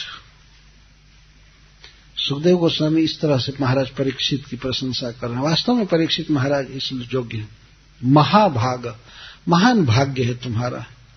यह किस लिए कह रहे हैं? क्योंकि माता उत्तरा के गर्भ में ही तुमने भगवान का दर्शन प्राप्त किया, इसलिए तुम महाभाग्यवान हो। और कृष्ण कथा सुनने में तुम्हारी इतनी आसक्ति है, रुचि है, इसलिए तुम भागवतों में सर्वश्रेष्ठ हो। त्वया भागवतोत्तम, भागवतोत्तम का अर्थ है भागवतेषु उत्तम। समस्त भक्तों में परीक्षित महाराज सिरमौर हैं। ऐसा एक बार वर्णन चल रहा था, श्रील प्रभुपाद प्रवचन किए थे कई बार। तो एक बार उन्होंने कहा कि प्रहलाद महाराज भक्तों में दी बेस्ट है। प्रहलाद महाराज दी बेस्ट भक्त। तो एक बार वे युधिष्ठिर महाराज के विषय में कह रहे थे, तो कहते थे भक्तों में वे सबसे श्रेष्ठ, बेस्ट। इसी प्रकार और भी किसी की चर्चा कर रहे थे तो उन्होंने कहा कि वे भक्तों में श्रेष्ठ हैं, बेस्ट। अंत में उद्धव जी की चर्चा चली तो उनके विषय में प्रभुपाद जी ने कहा कि वो भक्तों में बेस्ट है। तो एक भक्त ने पूछा प्रभुपाद जी से कि आप इनको बेस्ट कह रहे हैं, उनको बेस्ट कह रहे हैं, उनको बेस्ट कह रहे हैं। तो प्रभुपाद जी कहे उद्धव जी के विषय में, yes, he is the best of the best of the best. ऐसा कह, बेस्ट से नीचे कोई नहीं है, गुड बेटर कोई नहीं है, सब बेस्ट है भगवान के भक्त। महाराज परीक्षित दी बेस्ट भागवत, भागवतोत्तम। जीवन के प्रारंभ में ही भगवान कृष्ण का जिसे दर्शन मिला स्वयं ही, और जीवन के अंत में जो इस तरह कृष्ण कथा में रचा पचा है, ये चिंता नहीं कि शरीर चला जाएगा, राज चला जाएगा, परिवार छूटेगा, कोई बात नहीं। भगवान के कृष्ण कथा में मग्न है, इतनी आसक्ति। तो इसलिए भागवतोत्तम कह रहे हैं और महाभाग कह रहे हैं। क्यों तुम भागवतों में उत्तम हो, क्यों महाभाग्यवान हो? इसको एक और कारण से कह रहे हैं, जन नूतनयसी ईशस्य शृण्वन्नपि कथामुहुः। क्योंकि तुम ईशस्य परम ईश्वर भगवान श्री कृष्ण की कथा को शृण्वन्नपि बारंबार सुन करके भी नूतनयसी, नूतन बना रहे हो, नित्य नवीन बना रहे हो। ऐसा लगता है जैसे तुमने पहले कभी सुना ही नहीं। जब कृष्ण कथा में रुचि होती है तो व्यक्ति और सुनने की उत्कंठा करता है, लालसा करता है, तो उसे लगता है कि अभी तो मैं सुना ही नहीं, अभी तो मैं सुना ही नहीं, अभी तो मैं सुना ही नहीं। महाराज परीक्षित की ये दशा है। तुम परम ईश्वर भगवान श्री कृष्ण की कथा को बारंबार सुन करके भी उसे नूतन कर रहे हो, नित्य नवीनी कर रहे हो, इसलिए तुम भागवतों में सर्वश्रेष्ठ हो, धन्य हो परीक्षित। जैसे परीक्षित महाराज ने तो कहा ही था कि हम धन्यतम हैं, तो सुखदेव गोस्वामी जी कहते हैं कि वास्तव में तुम धन्यतम हो और भागवतों में सर्वश्रेष्ठ हो और महाभाग्यवान। बहुत बड़ा सौभाग्य है तुम्हारा।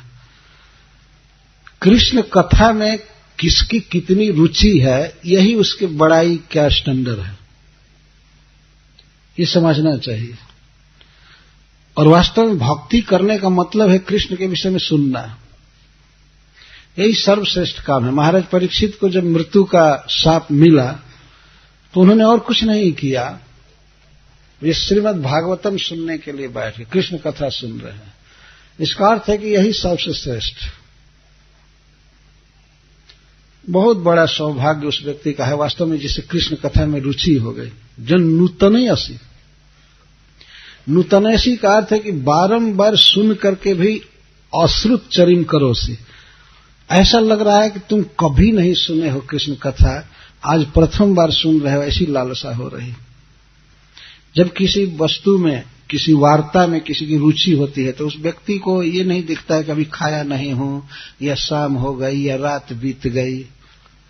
वो बोलता ही रहता है, एके बतिया सारी रतिया, सारी रात बात करते हुए बीत जाती। जिस वार्ता में रुचि होती है उसमें आदमी को ध्यान नहीं होता है कि मैं खाया पिया नहीं किया, ये नहीं किया, वो नहीं किया। बहुत बड़ा तुम्हारा भाग्य है, कृष्ण कथा में ऐसी दृढ़ निष्ठा, बहुत बड़ा भाग्य। अब वे उपमा दे रहे हैं, सताम अयम सार भरताम निसर्गो जदर्थ वाणी श्रुति चेत सामपि प्रतिक्षणम न व्यवदच्युतस्य जत स्त्रिया विटानामिव साधु वार्ता। श्रील सुखदेव गोस्वामी एक अद्भुत उपमा दे रहे हैं और महाराज परीक्षित के इस दृढ़ निष्ठा को कि हे महाराज, जो आपका स्वभाव है वास्तव में ऐसा ही स्वभाव संतों का होता है। संतों का, जो भगवान के भक्त हैं, उनका ऐसा ही स्वभाव होता है। साधारण भक्तों का भी, आप तो बहुत बड़े हैं, आपके विषय में तो कहना ही क्या, लेकिन सामान्य जो भक्त हैं कृष्ण के, उनकी भी यही प्रकृति होती है। उनकी वाणी, उनका कान, जदर्थ वाणी श्रुति चेत सामपि, वाणी, कान और चित्त सब कृष्ण कथा के लिए ही होते हैं। वो कृष्ण कथा में चित्त लगाए रखते हैं, कान को लगाए रहते हैं, वाणी से बोलते रहते हैं। ठीक उस तरह से जैसे स्त्री लंपट पुरुष स्त्री की वार्ता में रस लेता है, जैसे कोई पर पुरुष लंपट व्यक्ति स्त्री की वार्ता सुनता है, किसी ज्योति स्त्री की वार्ता सुनता है या उसके साथ बात करता रहता है तो उसको नित्य नया नया रस आता है, कभी थकता नहीं है, कभी नहीं थकता है और नित्य नया नया रस लेता है। ठीक भगवान के भक्तों की ये दशा है। हरीश्वरी जी कहते हैं कि सुखदेव जी को यही उदाहरण मिला भक्तों की तुलना करने। तो वो कहते हैं कि क्या कारण है कि सुखदेव जी भक्तों की उपमा स्त्री लंपट पुरुषों से दे रहे हैं। स्त्री लंपट व्यक्ति जैसे स्त्री के साथ बात करना चाहता है, चाहे उसके बारे में सुनना चाहता है, और वो खान पान नींद सब भूल जाता है, उसे स्त्री की चर्चा नित्य नवीन लगती है, नित्य नवीन। उसे तो अभी तो कोई बात हुई ही नहीं, अभी तो चालू भी नहीं की है, अभी तो सारा बाकी ही है, सब सुन करके भी उसे नित्य नवीन लगता है। ऐसी ही भक्तों की दशा होती है, वे श्री कृष्ण की चर्चा सुनने में सदा रुचि लेते रहते हैं। तो दो ही चर्चा इस संसार में प्रसिद्ध है, कृष्ण चर्चा और स्त्री चर्चा, बस। बाकी संसार में तो 99% से भी 99% से भी ज्यादा लोग स्त्री की ही चर्चा में हैं। बहुत कम लोग कृष्ण चर्चा में रहते हैं, है ना, देख सकते हैं संसार में चारों तरफ। ये सिनेमा में स्त्री चर्चा के अलावा और क्या है, कुछ भी नहीं है। इतनी गोष्ठियां होती हैं, सभाएं होती हैं, सब होती हैं, सब ये चर्चा चल रही है। श्रील प्रभुपाद जी कहते हैं कि आजकल किसी सैलून की दुकान में जाए तो वहां भी स्त्री का चित्र टांग दिए, क्योंकि लोग ये देखना चाहते हैं। उनकी हजामत बनाई जा रही है, लेकिन दृष्टि इस तरह बर्बाद करते हैं, वो स्त्री को देखते रहते हैं। अगर स्त्री का चित्र न टांगे तो उस सैलून में नहीं जाएंगे, तो दूसरे तरफ चले जाएंगे। कोई भी दुकान है, कोई भी प्रचार है, कुछ भी है, ये है तो बस स्त्री के द्वारा प्रचार को। स्त्री संगी सारा संसार। बहुत कम लोग हैं जो भगवत संगी हैं, जो श्री कृष्ण की चर्चा करते हैं, भगवान की चर्चा करते हैं। तो इस संसार में स्त्री के प्रति इतनी आसक्ति होती है, इतनी आसक्ति होती है, वो भी स्त्री लंपट व्यक्ति की, कामिनियों के प्रति, कि वह उनकी चर्चा में नित्य नया नया रस लेता रहता है। तो भक्तों की ये दशा होती है कि कृष्ण कथा में वे ऐसा रस लेते रहते हैं। काम ही नारी प्यारे जिमी, लोभ ही प्रिय जिमिदाम, तिमि रघुनाथ निरंतर प्रिय लागहु महिराम।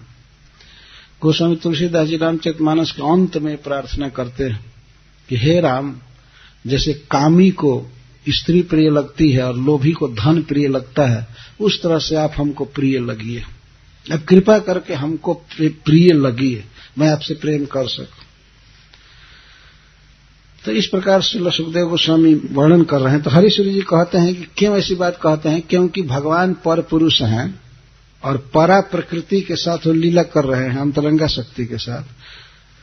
तो ये बीट के साथ स्त्री लंपट पुरुष के साथ भगवान का स्वभाव ही मिल रहा है, परा प्रकृति से लीला कर रहे हैं। परा प्रकृति मतलब अंतरंगा शक्ति, और परा प्रकृति का अर्थ दूसरे की स्त्री, एक अर्थ है। और पर पुरुष, परम पुरुष है ही, सबसे श्रेष्ठ पुरुष हैं, तो पर पुरुष हैं। तो जैसे पर पुरुष से पर स्त्री से बात करता है, स्त्री लंपट इस तरह से रात दिन बात करता रहता है और कथा सुनता रहता है उसके विषय में, तो इस तरह से परम पुरुष भगवान की जो परा प्रकृति के साथ, अंतरंगा शक्ति के साथ लीला हुई है वृंदावन में, इस लीला को भगवत भक्तगण सुनते रहते हैं, सुनते रहते हैं, सुनते रहते हैं। ये उदाहरण दिया गया। सारा जगत वास्तव में स्त्री से बात करने में या स्त्री के विषय में बोलने में व्यस्त है, सारा संसार। मैं दिल्ली में कथा कहा था तो एक उदाहरण दिया था, मुझे याद है, शायद मैं अतिशयोक्ति कर दिया था, यही श्लोक आया था। तो मैं कहा कि दुनिया के जितने भी साधन हैं वो सब स्त्री के विषय में प्रचार करने के लिए या स्त्री से बात करने के लिए यूज किए जा रहे हैं सारे संसार। तो मैं कह दिया था जैसे मोबाइल फोन है, मोबाइल फोन पर यदि बहुत अतिशयोक्ति न की जाए तो प्रायः लोगों का 80% टॉकिंग स्त्री के विषय में या स्त्री से ही होता है, और 20% में बिजनेस, स्कूल, ये सब चलता है। शायद मैं गलत नहीं बोला हूं इस तरह से यही चलता रहता है बस। ये यूज हो रहा है इस यंत्र का। उसी यंत्र पर आदमी सोचे चाहे तो कृष्ण कथा बोल सकता है, भगवान के बारे में बोल सकता है, पर वो भगवान में आसक्त हो, भक्त हो तब ना। श्रील सुखदेव गोस्वामी भक्त की तुलना स्त्री लंपट पुरुष से कर रहे हैं। वो जितना स्त्री के बारे में सुनने के लिए उत्सुक रहता है, बात करने के लिए, उसी तरह से भगवान के विषय में भक्त रहते हैं, बल्कि भक्त उससे ज्यादा रुचि लेते हैं। कौन ऐसा स्त्री लंपट होगा जो भोजन त्याग करके, अनशन करके और स्त्री की चर्चा सुनेगा? महाराज परीक्षित तो भोजन त्याग करके, पानी पीना छोड़ करके कृष्ण कथा सुन रहे हैं और परम आसक्ति के साथ सुन रहे हैं। तो भक्तों की जो श्रेणी है वो ज्यादा है, आगे है। वो भगवान से प्रेम करते हैं तो करते हैं, और स्त्री लंपट व्यक्ति क्या स्त्री से प्रेम करेगा? उसका प्रेम और नहीं, वो तो काम है, लस्ट है। लेकिन भगवान के भक्त जो भगवान से प्रेम करते हैं तो वो वास्तविक प्रेम होता है, और वो भगवान के विषय में ही सुनते रहते हैं, गाते रहते हैं, जपते रहते हैं। हरे कृष्णा कृष्णा कृष्णा हरे हरे, हरे राम राम राम। यह कह करके अब इनके प्रश्न का उत्तर देते हैं। शृणुष्वा वही तो राजन अपि गुह्यम वदामि ते, ब्रूयुः स्निग्धस्य शिष्यस्य गुरवो गुह्यमप्युत। हे महाराज, सावधानी से सुनिए, चित्त को समाहित करके सुनिए। शृणुष्व अवहितः राजन, हे राजन, यह मैं जानता हूं कि आप बड़ी तत्परता से, बड़ी एकाग्रता से भगवान के विषय में सुनते हैं, लेकिन मैं कुछ ऐसी लीलाएं सुनाने जा रहा हूं जिसको और ज्यादा समाहित चित्त से सुनिए। अवहितः शृणु, यह श्रोता का कर्तव्य होता है कि भगवान की कथा को अधिक से अधिक सावधानी के साथ सुने, एक भी शब्द कान से बाहर गिरने न दे, लय में न जाए, नींद में न जाए, और मन से विक्षिप्त न हो। अपने घर में, दुकान में, ऑफिस में मन को न जाने दे, इधर उधर न जाने दो, सुना करे, सुने इस तरह से। तो परीक्षित जैसे श्रोता को भी सुखदेव गोस्वामी कहते हैं कि हे राजन, समाहित चित्त से सुनिए। अपि गुह्यम वदामि ते, बहुत रहस्यमय कथा है, बहुत महत्वपूर्ण गुह्य कथा है। फिर भी मैं आपसे कहने जा रहा। क्यों कह रहा हूं? क्योंकि ब्रूयुः स्निग्धस्य शिष्यस्य गुरवो गुह्यमपित, गुरवः स्निग्धस्य शिष्यस्य गुह्यमपि ब्रूयुः। गुरुजनों का ये स्वभाव होता है, श्रील सुखदेव गोस्वामी स्वयं कह रहे हैं, गुरुजनों का ये स्वभाव होता है कि अपने प्रेमी शिष्य को वे परम रहस्यमय बात भी बता देते हैं। ब्रूयुः स्निग्धस्य शिष्यस्य गुरवो गुह्यमपित। यदि कोई शिष्य प्रेमी है, स्निग्ध है, अनुगामी है, श्रद्धालु है, तो उसको कोई भी महत्वपूर्ण बात बताई जा सकती है भगवान के विषय में। तो आप एक स्निग्ध व्यक्ति हैं, अनुगामी हैं, श्रद्धालु हैं, इसलिए परम गुह्य रहस्य होते हुए भी मैं आपको ये बात कहने जा रहा हूं, आपके प्रश्न का उत्तर देने जा रहा हूं। लेकिन इसको आप सावधानी से सुनिए। अब महाराज परीक्षित के लिए क्या सावधानी बाकी थी, पर ये ध्यान देने की बात है। यह शिक्षा परीक्षित महाराज के लिए नहीं है, वास्तव में हम लोगों के लिए है। भगवत कथा के लिए फुल अटेंशन चाहिए, पूर्ण अटेंशन चाहिए, तब कथा का आनंद आ पाता है, भगवान हृदय में प्रवेश करते हैं। तो श्रील सुखदेव गोस्वामी अब चालू करते हैं। तथाघ बदनान मृत्यो रक्षित्वा वत्स पालकान सरित पुलिनमानीय भगवानिदम अब्रवीत। मृत्यु स्वरूप अघासुर के पेट से बच्चों को और बछड़ों को लेकर के भगवान जमुना के पुलिन पर आए। सरित पुलिनम आनीय, सरित के पुलिन पर, जमुना के पुलिन पर ला करके बच्चों को, और भगवान ने इस तरह कहा। अब तो ये बात सभी बच्चे जानते थे कि हम एक अजगर के पेट में चले गए थे। बाद में भगवान ने कहा, बाप रे बाप, बहुत बड़े खतरे से बच गए, हमारे पिताजी ने बहुत पुण्य किया था, माँ जसोदा ने बहुत पुण्य किया था। इस तरह से वे बातों को कह रहे थे। और आप लोग भी बहुत भाग्यशाली हैं कि एक बार अजगर के मुंह में जा करके भी आप जी करके आ गए। भगवान जी नहीं कहते थे कि मर गए थे, बाद में कहेंगे। ब्रज में पहुंचने पर कृष्ण कहेंगे कि ये सब मर गए थे, पर भगवान की कृपा से जी गए, नारायण की कृपा से जी गए। ये मूल नारायण बोल रहे हैं कि नारायण की कृपा से सब जी गए। जिलाए तो ये हैं, तो सबको लाए बचा करके। अब सांप के मुंह से निकल करके बच्चे कितने सावधान हुए होंगे और जल्दी से जल्दी बछड़ों को लेकर के और भागना चाहते होंगे। इतना देर तक तो खेले थे, खेल खेल में ही वो अघासुर इनको निगल लिया था, ये स्वयं उसके मुंह में चले गए थे।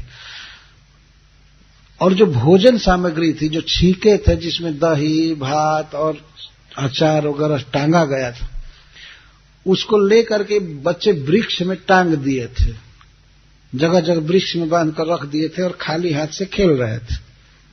अब तक खाए नहीं थे। खेलने में एक तो रुचि थी, कृष्ण के साथ खेलने में देर हुई थी, और उसके बाद फिर अघासुर निकल गया था, उसमें कुछ देर हुई। एक सांप के मुख से निकल करके अभी भागे, बहुत चकित थे, डरे हुए थे। कृष्ण कहे, डरो मत, डरो मत, अब तो मर गया। तो सब चले, तो सबको लाए, चलो चलो जमुना के पुलिन पर ला करके यहाँ भगवान शायद कहे होंगे कि हाथ पैर धो लो अथवा नहा लो। एक सांप के मुंह से, उसे मरे हुए सांप से निकले हो तो स्नान कर लो। इसका तो उल्लेख नहीं है, लेकिन सरित पुलिनम आनीय, इतना सुखदेव जी कह रहे हैं। सरित के पुलिन पर भगवान लाए और ला करके ये बोले। कौन बोले? भगवान इदम अब्रवीत, भगवान यह बोले। यह भगवान का अर्थ है परम सुंदर, परम दयालु, बड़ी ही रसिकता पूर्वक, ममता पूर्वक बच्चों से बोल रहे हैं। बहुत सुंदर लग रहा है, इसलिए उनको भगवान कहा जा रहा है। भगवान यह बोले, अहोतिरम्यम पुलिनम वयस्यः स्वकेलि संपन्न मृदुलाच्छ बालुकम स्फुटत सरोगंधहृतालिपत्रिका ध्वनि प्रतिध्वान लस द्रुमाकुलम। हे मित्रों, ये जमुना जी का पुलिन कितना सुंदर है, देखो कितना सुंदर है। अहो अति रम्यम पुलिनम वयस्य, वयस्य माने हे मित्रों, हे मेरे साथियों, ये जमुना जी का पुलिन कितना सुंदर है। अति रम्यम, यह रमणीय अति रम्य है, यहां हम लोगों को रहना चाहिए, यहां खाना चाहिए। भगवान कहने लगे स्फुटत अहोति रम्यम पुलिनम वयस्य स्वकेली संपन्न मृदुलाच्छ बालुकम। हम लोगों की लीला के उपयुक्त अथवा जमुना जी की लहरों के द्वारा संवारा हुआ कितना सुंदर बालू है बैठने के लिए, कोमल बालू का, बहुत सुंदर। अच्छ बालुकम, अच्छ संस्कृत शब्द है, उसी को हिंदी में अच्छा कहते हैं। अच्छ बालुकम, सु अच्छ स्वच्छ, कितनी सुंदर बालुका है, सूक्ष्म कण है बालू का, और संवारा हुआ है जमुना जी के लहरों द्वारा, बहुत सुंदर। स्फुटत सरोगंध हृताली पत्रिका ध्वनि प्रतिध्वनि लसद्रुमाकुलम। और देखो यहां सरोवरों में और जमुना में कमल खिल रहे। स्फुटत सरोवर, प्रस्फुटित हो रहा है कमल, और कमल के सुगंध को लेकर के हवा चल रही है, पवन चल रहा है, उससे आकृष्ट होकर के भंवरे और पक्षी गुनगुना रहे हैं, गा रहे हैं, और उन पक्षियों की बोली जल पर टकरा रही है तो उसकी प्रतिध्वनि निकल रही है। चारों तरफ पक्षियों की आवाज भरी हुई है, भंवरों की आवाज भरी हुई है, भन भन भन भन या कुहू कुहू इत्यादि। तो पक्षी बहुत सुंदर गा रहे हैं, भंवरे गा रहे हैं, सुगंध फैली हुई है, पानी बहुत अच्छा है, भूमि बहुत अच्छी है, हवा सब कुछ अच्छा है। अत्र भोक्तव्यम अस्माभिः दिवारूढ़ क्षुधार्दिता वत्सा समीपे पहपृत्वा चरन्तु शनका स्त्रीणम। तो मित्रों एक काम किया जाए, यहां हम लोगों को खाना चाहिए। अब पहले तो मन में संकल्प करके चले थे कि वन में भोजन करेंगे, लेकिन बीच में ये बच्चे ही भोजन बन गए थे अघासुर का। तो भगवान कहते अत्र भोक्तव्यम अस्माभिः, अब यहां हम लोगों को खाना चाहिए, भोजन करना चाहिए। अस्माभिः अत्र भोक्तव्यम, अत्र जमुनायाः पुलिने भोक्तव्यम, यहां भोजन करना चाहिए। भगवान को ये चिंता है कि बच्चे भूखे, कितने स्नेह में भगवान हैं। यह नहीं कह रहे हैं कि हम भूखे हैं, ये कह रहे हैं कि हमको खाना चाहिए, लेकिन उनके लिए कहते हैं कि आप सब भूखे हैं, हम लोगों को यह खाना चाहिए, करना चाहिए। अथवा एक अर्थ ये भी है कि भगवान अपने साथियों को खिलाने के लिए स्वयं कह रहे हैं कि हम भूखे हैं, यहाँ खाना चाहिए, यहाँ भोजन करना चाहिए। इस पर एक बात का संकेत मिलता है कि भोजन का जो स्थान है वो सुगंधित होना चाहिए। जिस स्फुटत सरोगंध, कमल की गंध फैल रही है, भोजन बहुत शुद्ध स्थान में करना चाहिए, सुगंध हो और कोई डिस्टरबेंस ना हो, कोई कलह नहीं, आनंद में हो। झगड़ा करके भोजन नहीं करना चाहिए। अभी अपने पत्नी से लड़ाई करके और कहे कि लाओ खिलाओ, तो क्या खाएगा? तो गुस्सा में आदमी है तो वो खाएगा क्या? आनंद से खाना चाहिए। भोजन जब आनंद से किया जाता है स्वाद के साथ, तो शरीर में बल की वृद्धि होती है। बहुत बहुत। और आसन कैसा होना चाहिए? बहुत कोमल आसन, ठीक से बैठे, नहीं कि शरीर में गड़ रहा हो, कुछ आसन कठोर हो तो ठीक नहीं। और टेबल पर, और डाइनिंग टेबल पर बिल्कुल नहीं खाना चाहिए, उस स्थान खाने का नहीं होता। तो गीता प्रेस गोरखपुर में गया था एक बार, तो भाई जी हनुमान प्रसाद पोद्दार कहे घर के लोग कुछ डाइनिंग टेबल लाए थे, तो भाई जी कहते हैं जब से डाइन घर में आई है तब से भोजन का रूप बिगड़ गया। डाइनिंग टेबल को डाइन कहते थे। बस मोजा पहने हुए, जूता पहने हुए और चम्मच आदि लेकर के बिना हाथ पैर धोए बस खाना चालू किया। ये सब राक्षसों की रीति है खाने की, ऐसे नहीं खाना चाहिए। आराम से बैठ करके सुंदर आसन पर। आप देख सकते हैं कि यहाँ पर जो कथा हो रही है, श्रोता बैठे हैं तो बालू होने से कितना आराम से बैठ रहे हैं। पत्थर पर इस तरह से आराम से नहीं बैठ सकते, ये सीमेंट के बने हुए स्थान पर। यह आनंद आता है बैठने में। तो इस तरह से भोजन का स्थान ऐसा होना चाहिए। और कुछ पक्षी बोल रहे हैं, भंवरे बोल रहे हैं, तो इसका मतलब ये है कि कोई सुंदर गीत लगा लेना चाहिए खाते समय, कोई भजन का कैसेट लगा लेना चाहिए, इस तरह की इससे खाना चाहिए। ये नहीं कि दुनिया की बातें करे, गप करे और खाता जाए, ऐसा नहीं। भगवत प्रसाद खाने में ये सब नियम रखना चाहिए। तो भगवान ने कहा कि अत्र भोक्तव्यम अस्माभिः दिवारूढ़ सुधारित। देखो दिन चढ़ गया, हम लोग इसके पहले खा लेते थे, लेकिन आज दिन चढ़ गया, ऐसे फंस गए थे विपत्ति में, क्या करें। यहाँ खाओ खाओ खाओ कि पानी निकट है। भोजन में पानी की बहुत आवश्यकता होती है, तो पानी निकट है। वो बच्चे कोई गिलास लोटा लेकर नहीं गए थे, वो खाते थे और जाकर जमुना जी में से पानी पी लेते थे, बस हो गया। इतना संग्रह नहीं करना चाहिए कि 10-10 कटोरी और गिलास, उनको मांजने धोने में बहुत टाइम बर्बाद होता है। इसीलिए जो उच्च कोटि के साधक होते हैं वो लोग करपात्री हो जाते हैं। दोनों हाथों को जोड़े एक बर्तन बन जाता है, इसी से पी लेते हैं, इसी में खा लेते हैं, खो गया।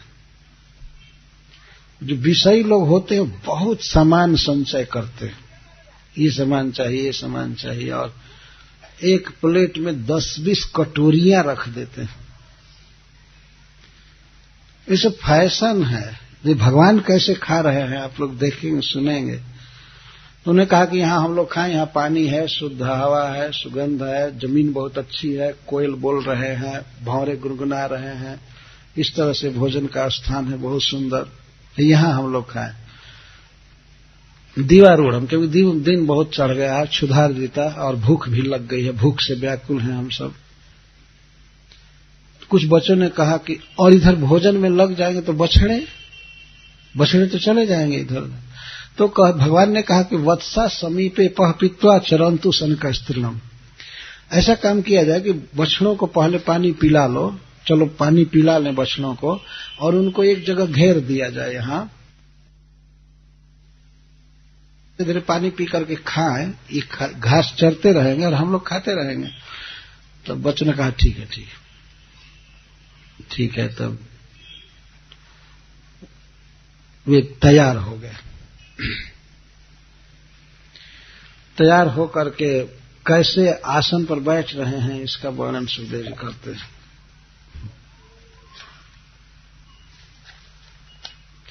कृष्णस्य विश्वपुरुराजिमण्डलैः अभ्याननाफुल्लदृशो व्रजार्भकः सहोपविष्टा विपिने विरेजुः छदा जथाम्भोरुह कर्णिकाय। भगवान के साथ जमुना के पुलिन पर बच्चे बैठ रहे हैं खाने के लिए। किस तरह से बैठे हैं इसका वर्णन श्रील सुखदेव गोस्वामी ने अद्भुत ढंग से किया है। कृष्णस्य विश्व पुरुराज मंडलई अभ्यानना फुल्ल दृश्यो ब्रजार्भक। कृष्ण बीच में बैठे हैं, बिल्कुल बीच में, और उनके चारों तरफ मंडलाकार पंक्ति में, कई पंक्तियों में बच्चे बैठे हैं। आपने कमल देखा है, श्रील सुखदेव गोस्वामी कहते हैं छदा जथाम्भोरुह कर्णिकाया। जैसे कमल की कर्णिका के चारों तरफ पत्ते होते हैं, छोटे छोटे बड़े बड़े बाल, इस तरह से कृष्ण के चारों तरफ बच्चे बैठे। कृष्ण बीच में बैठे, परम सुंदर भगवान बीच में बैठे हैं, और उनके चारों तरफ पहली लाइन में उनके 8 सखा बैठे, 8 सखा, और प्रत्येक को अभ्यानना। श्री कृष्ण ने अपना ऐसा ऐश्वर्य प्रकाशित किया कि प्रत्येक सखा को यही अनुभव हो रहा था, कृष्ण मेरे सामने बैठे। ऐसे देखने में दूसरे सखा को, हमने प्रत्येक सखा को यही अनुभव हो रहा है कि मैं कृष्ण के सामने बैठा। सर्वतः पाणिपादम तत् सर्वतोक्षि शिरोमुखम। उपनिषद कहता है कि भगवान में सब जगह मुख है, सब जगह पैर है, सब जगह आंख है। ये श्रुति का वाक्य आज सत्य हो गया बिल्कुल। कोई नहीं देख रहा है कि मैं पीठ की तरफ बैठा हूं या मैं बगल में बैठा हूं। प्रत्येक बालक यही समझ रहा है कि मैं कृष्ण के बिल्कुल सामने बैठा हूं। तो पहले 8 सखा बैठे, इसके बाद 16 सखा बैठे, इसके बाद 32, इसके बाद 64, इस तरह से। और जैसे कमल की कर्णिका, जो मध्य भाग होता है उसको कर्णिका कहते हैं, कमल के फूल की। तो कर्णिका के बाद जो पत्ते होते हैं कमल के, तो पहले छोटे होते हैं और धीरे धीरे धीरे धीरे वो बड़े होते जाते हैं, ऐसे देखा गया। इस तरह से बच्चे बैठे थे। जो बड़ी उम्र के थे थोड़ा, वो किनारे किनारे बैठे थे, परंतु वे भी ये देख रहे थे कृष्ण मेरे सामने बैठे हैं। कोई भी बच्चा यही देख रहा था कृष्ण मेरे सामने बैठे। इस तरह से ये परिवेशन लीला हो रही है, बैठने की लीला, उपवेशन लीला भोजन के लिए।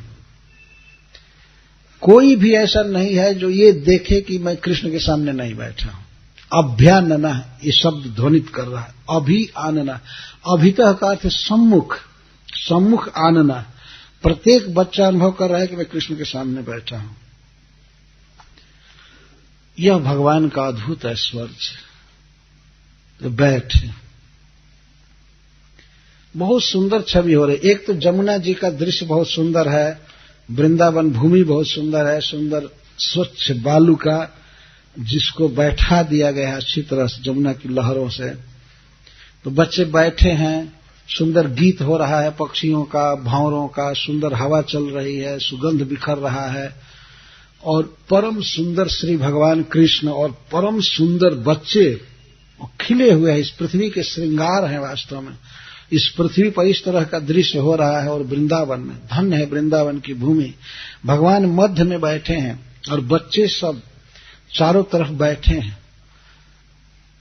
कृष्ण वहां बैठे हैं बीच में, तो ऐसा लगता था कि एक दिव्य कमल खिला हुआ है वृंदावन में स्थल पर, और कृष्ण कर्णिका के समान है मध्य भाग में, और जो बच्चे हैं उस कमल की पंखुड़ियों के समान है, पत्तों के समान है।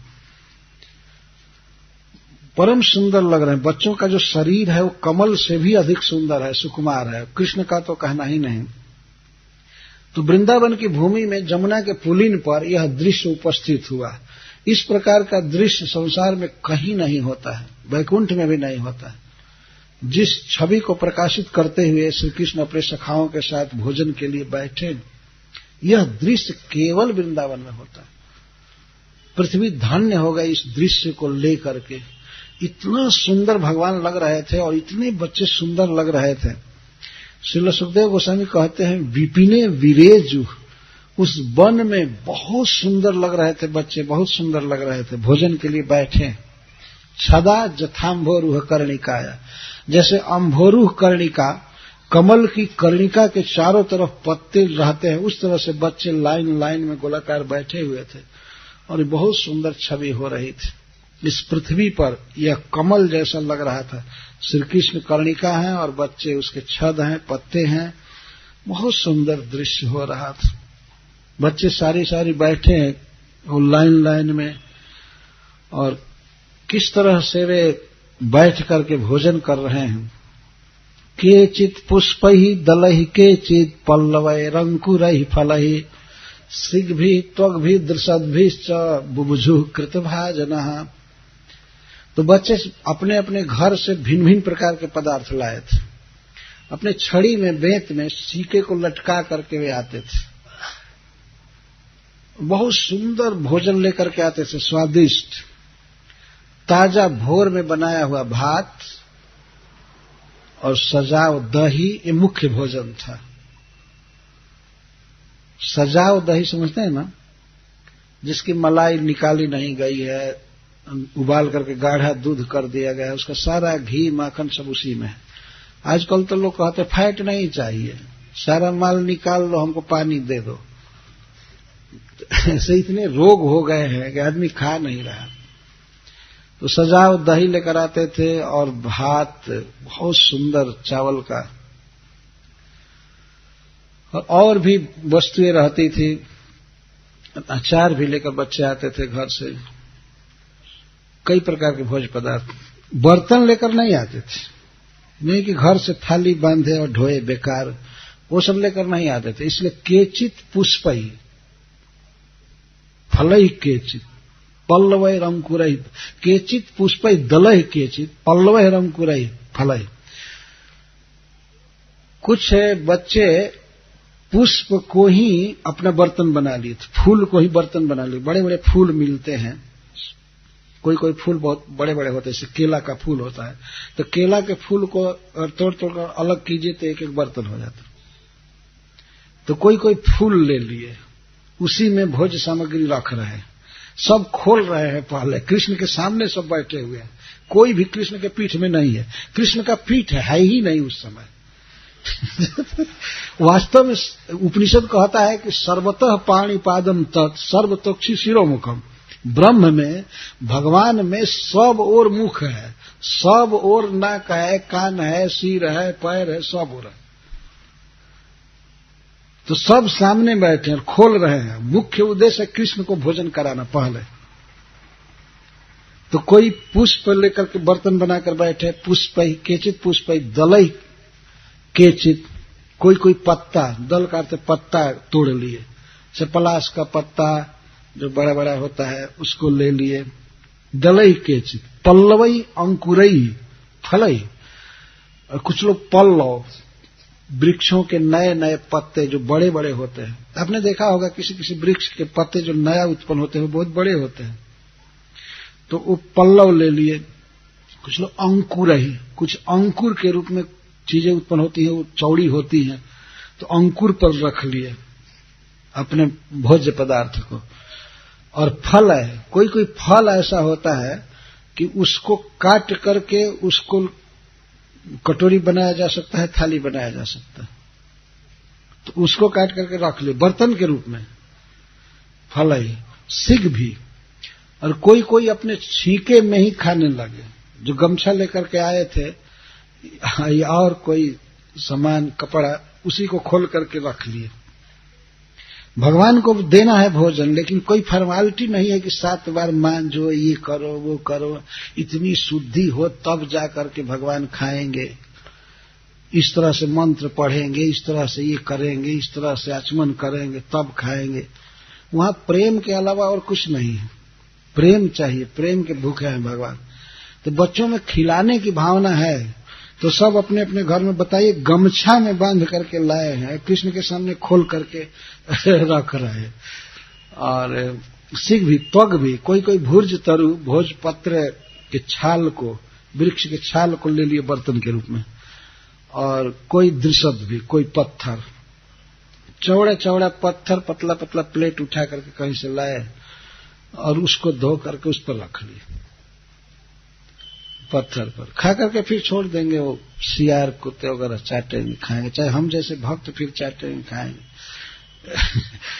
तो पत्थर पर खाने लगे। बुभुजु कृत भाजना, इन सब वस्तुओं से ही कृत भाजना, कृत पात्र, पात्र बना बना करके खाने लगे। कहीं भी कोई बाजार से खरीदा हुआ पात्र नहीं था, कोई स्टेनलेस स्टील नहीं, कुछ नहीं, कुछ भी नहीं था। कितना नेचुरल, कितना स्वाभाविक जीवन है इन बच्चों का, कितने आनंद में है। खाने के लिए पत्ता पत्थर इधर उधर से ले लिया और खाने लगे। सर्वे मिथो दर्शयन्तः स्वस्व भोज्य रुचिम पृथक हसंतो हास्यन्तश्च अभ्यजहरु सहेश्वरा। और सब अपनी अपनी भोज्य रुचि दिखा रहे हैं। भोज्य रुचि का अर्थ है कोई भी बच्चा जब अपने घर का लाया हुआ सामान खोलता है तो पहले कृष्ण को नहीं खिलाता है, वो खा करके और कहता है बाप रे बाप, अमृत जैसा लग रहा है, इतना मीठा है, इतना मीठा है। तो कृष्ण कहते हैं दो दो दो, पहले दो दो, हमको दो, हमको दो। अरे बाप, इतना मीठा, इतना मीठा। इसलिए बोलता है कृष्ण मांगे, इसके आगे तो अमृत भी फीका है। क्या अमृत पिए हो, देखे हो? तुलना कर ले, कहता है ऐसा मैंने तो जीवन में कभी नहीं खाया था। बाप रे बाप, मैं तो किसी को नहीं दूंगा, मैं किसी को नहीं दूंगा, इतना अच्छा है, इतना अच्छा है। तो कृष्ण कहते मुझको भी नहीं दोगे? नहीं नहीं, तुमको तो बिल्कुल नहीं देंगे, बिल्कुल नहीं देंगे। देखते हो कितना थोड़ा है। अच्छा नहीं मित्र, थोड़ा सा दे दो, थोड़ा सा दे दो, दे दो, दे दो, नहीं देंगे। तो बोलते थोड़ा एक शर्त मैं मानूंगा तब दूंगा, एक शर्त रखूंगा, अगर मानोगे तो दे दूंगा। तो कृष्ण कहते ठीक है, ठीक है, अगर पूरा खाना हो तब तो ठीक है दूंगा, नहीं तो नहीं दूंगा। पूरा खाओगे? तो कृष्ण कहते हाँ पूरा खाऊंगा। तो कृष्ण को के मुख में वो देता है खाने के लिए। कृष्ण खाते हैं तो कहते हैं अरे बाप रे बाप, ये तो बहुत स्वाद है, बहुत स्वाद है, बहुत स्वाद है, तुम रोज ऐसा बनवा करके लाया करो, मैं रोज खाऊंगा, रोज खाऊंगा।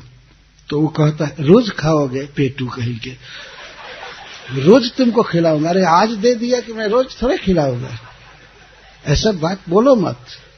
हम कितने गरीब घर के ग्वाल है, तू राजा के लड़के हो, कहते रोज रोज खाओ, शर्म नहीं आ रही है? रोज नहीं लाऊंगा।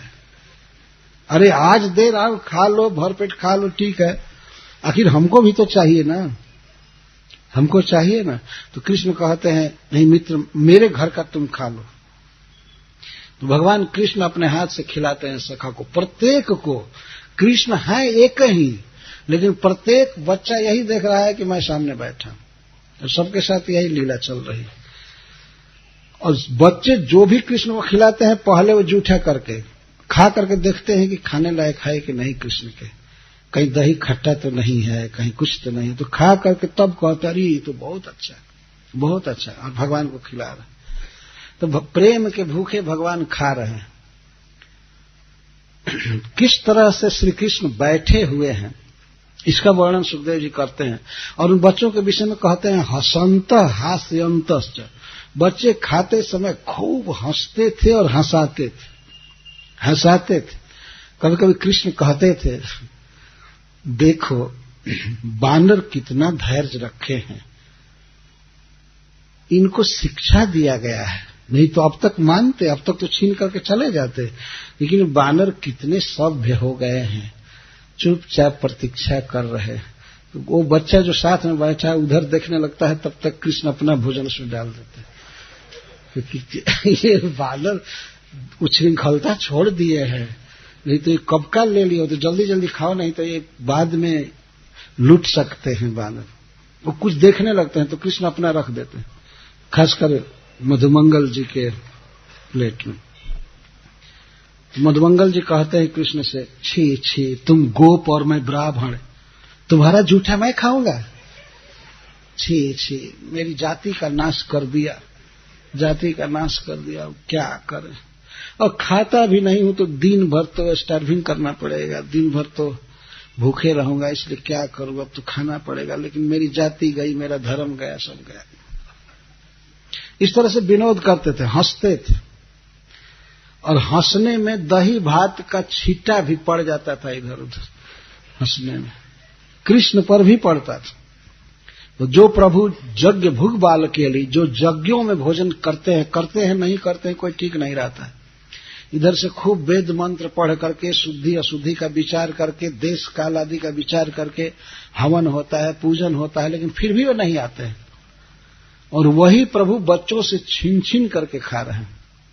कोई बच्चा कुछ खा करके, रसगुल्ला या गुलाब जामुन जो भी खा रहा है, और खा करके संकेत करता बाप रे बाप इतना मीठा मीठा, बोला नहीं जा रहा है। तो कृष्ण उसको पकड़ करके कहते देना पड़ेगा, देना पड़ेगा, देना पड़ेगा। तो उसके मुख के पास अपना मुख लगा करके कहते हैं दो दो, और बच्चा देता है, भगवान खा लेते हैं। ब्रह्मा जी ये सब लीला देख रहे थे, ये बाप रे बाप, कोई झूठ का विचार नहीं, कोई विधि निषेध का विचार नहीं, भगवान इस तरह खा रहे। उसमें से जूठा खाने का तो कोई निषेध था ही नहीं, कई तरह से छीन करके खाना, हंसना, और बीच में कभी कभी कृष्ण खड़े हो जाते थे, नाचने लगते थे, कभी प्रशंसा करना, और कभी कभी किसी बच्चे के भोजन के कहते हैं अरे बाप रे राम राम सड़ा हुआ है, ये हम खाते हैं। ऐसे ही विनोद में कहते हैं, भोजन तो अमृत के समान है सब कुछ, लेकिन कभी कभी कृष्ण ऐसा कहते हैं। कोई बच्चे कहते छी तुम्हारे तो ये तो देखने लायक नहीं, देखने लायक नहीं, अरे बानर को दे दो, तो बानर को दे दो। तो वो बच्चा कहता है बानर को क्यों दे दूं, तुमको देना है तुम दो, हम नहीं देंगे, हम क्यों बानर को देंगे, कहाँ है बानर? तो भगवान दिखाता है उधर बानर है, तो वो अपना रख देता है कृष्ण को। कृष्ण कहते कौन डाला, कौन डाला, ये कौन डाला? सभी बच्चे कहते हमने नहीं, जो सामने बैठा कहता हमने नहीं, कौन डाला, कौन डाला? मैं यही तुम्हारे जूठे खाऊंगा, ये डाला वो डाला। इस तरह से बहुत बहुत विनोद करते हैं, बहुत विनोद करते हैं। हसंत हास्यंत, हंस रहे हैं, हंसा रहे हैं, विविध प्रकार से हंसी हो रही है। श्रील विश्वनाथ चक्रवर्ती ठाकुर बहुत बात लिखे, क्या क्या हंसी हो रही है, कैसे कैसे हंसा रहे हैं भगवान, हंस रहे हैं, खा रहे हैं, बीच में खूब ठहाका लग रहा है, इसके बाद फिर खाते हैं। खा करके बात, वहां तो कोई ऐसा तो है नहीं कि अब ऑफिस पकड़ना है 10 बजे, जल्दी चलो ट्रैफिक जाम हो जाएगा, ये हो जाएगा। क्या आदमी भोजन करेगा जहां इतनी फुर्सत नहीं है? आदमी कभी कभी कहता है मरने तक की फुर्सत नहीं। शायद जमराज जी आएंगे तो लोग कह देंगे कि बाद में आइएगा, अभी मरने की फुर्सत नहीं, ऐसा कह देगा। तो मरने की पूरी फुर्सत हो जाती है, मरने से पहले अस्पताल में फुर्सत लेकर के चले जाते, बहुत फुर्सत रहेगी। ये आनंदमय जीवन है, भगवान के साथ इस तरह खेलना, खाना, नाचना। कभी कभी कोई बच्चे हाथ में दही भात का कौर लिए थिरक कर नाचने लगते, फिर बैठते हैं, फिर खाते हैं। कोई बीच में जाकर जमुना में पानी पी करके आकर फिर बैठता है। कोई बर्तन नहीं है कि कृष्ण के लिए लाया जाए, अगर कृष्ण को भी प्यास लगी है तो जाकर पानी पी करके आते हैं। जमुना जी में 2 तरह से पानी पीते हैं कृष्ण, या तो हाथ से ऐसे पीते हैं, तो पशु जैसे ऐसे पीकर आ जाते अपने अधरामृत का संजोग देते हैं भगवान, नदियों को, सरोवरों को, इस तरह से पीते थे। तो स्व भोज रुचि में पृथक दर्शन, तो अपनी भोज रुचि दिखाते थे कि हमारा भोजन इतना अच्छा है, हमारा भोजन इतना अच्छा है, हमारा ये है, हमारा ये है, हमारा ये है। तो श्री कृष्ण कभी प्रशंसा करते थे, कभी निंदा करते थे, उनके सुख के लिए। कभी नाचने लगते थे, कभी विहार करने लगते थे, कभी कहते थे देखो ये कोयल कितना अच्छा बोल रहा है, बानर ये कर रहा है, वो कर रहा है, वो कर रहा है, तो तब उसका उठा कर ले लेते। कभी कभी उस बच्चे का उठा कर ले लेते थे। हमारा कौन लिया, हमारा कौन लिया, पता नहीं कौन डाल दिया। हमारे कृष्ण कहते थे हमारे प्लेट में कौन डाल दिया, हमको पता नहीं, हमारे पत्र में कौन डाल दिया। इस तरह से खा रहे थे। भगवान की छवि का चित्र खींचते हुए सुखदेव गोस्वामी कहते हैं, बिभ्रद वेणुं जठर पटयो श्रृंगवेत्रे च कक्षे वामे पाणौ मसृण कवलम तत्फलानंगुलेषु तिष्ठन् मध्ये स्वपरिसुहृदो हासयन्नर्मभिस्वहि स्वर्गे लोके मिशति बुभुजे यज्ञ भुग बाल के लिए। श्री कृष्ण बैठे हैं भोजन बीच में, बिल्कुल कैसे हैं, बिभ्रद वेणु जठर पटयो, अपने वेणु को, बांसुरी को अपने कमर में बंधे हुए दोनों कपड़े के बीच में खोस लिए। बांसुरी इधर उधर नहीं छोड़ते हैं, नहीं तो बच्चे चुरा लेते हैं, फिर बहुत परेशान करते हैं कृष्ण को। तो भोजन करते समय अपने बांसुरी को जठर पटयो, अपने जठर के, अपने पेट के दोनों पट में खोस लिए। उस समय एक तो धोती पहने हैं, और धोती पहन करके ऊपर से दुपट्टा बांधे हैं, तो 2 कपड़े हो, तो दोनों कपड़ों के बीच में खोस लिए वेणु। बिभ्रद वेणु जठर पटयो, जठर पट में वेणु रखे हैं। श्रृंग वेत्रे च कक्षे, और सिंह तथा बेत को बाएं कुक्षी में दबा लिए हैं। इधर उधर नहीं रखे हैं कि ये बच्चे फेंक देते हैं, चुरा लेते हैं, बहुत परेशान करते हैं कृष्ण को। तो बेत को, जो बछड़ों को हाँकने के लिए था और बुलाने के लिए सिंह और बेत को बाएं कांख में दबा लिए कुक्षी में। सिंह वेत्रे च कक्षे बामे पाणव मसृण कवलम, और बाएं हथेली पर बहुत स्निग्ध दही भात का कवर है, जिससे भात में घी मिलाया गया है, ताजा दही मिलाया गया है, और कुछ गुड़ मिलाया गया होगा, जो भी हो। ये दही भात और घी मिलाया गया, तो हाथ में मसृण कवल, बहुत स्निग्ध बहुत स्वादिष्ट कवल लिए हैं दही भात। बामे पाणव मसृण कवलम तत्फलानी अंगुलीसु, और अंगुलियों में उस दही भात के अनुसार खाए जाने वाले अचार खोसे हुए हैं, उसके फल से कहते हैं कि खिचड़ी के 4 यार होते हैं, पापड़, घी, अचार, क्या क्या। तो भगवान दही भात का कवर लिए हैं, तो दही भात के साथ और क्या क्या खाना चाहिए। तत्फलानी, उसके फल रखे हैं, अगर अदरक रखे हैं, टेटी का फल रखे हैं, नींबू रखे हैं, ऐसे अंगुलियों के संधि स्थान में वो फंसा लिए स्टैंड।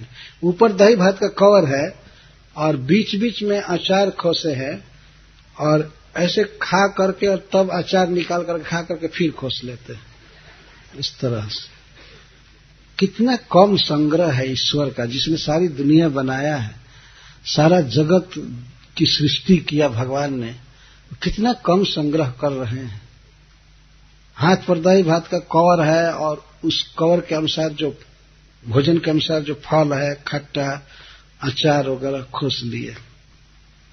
4 जगह खोसे हैं, 4 अचार, श्रीपाद सनातन गोस्वामी जी कहते हैं।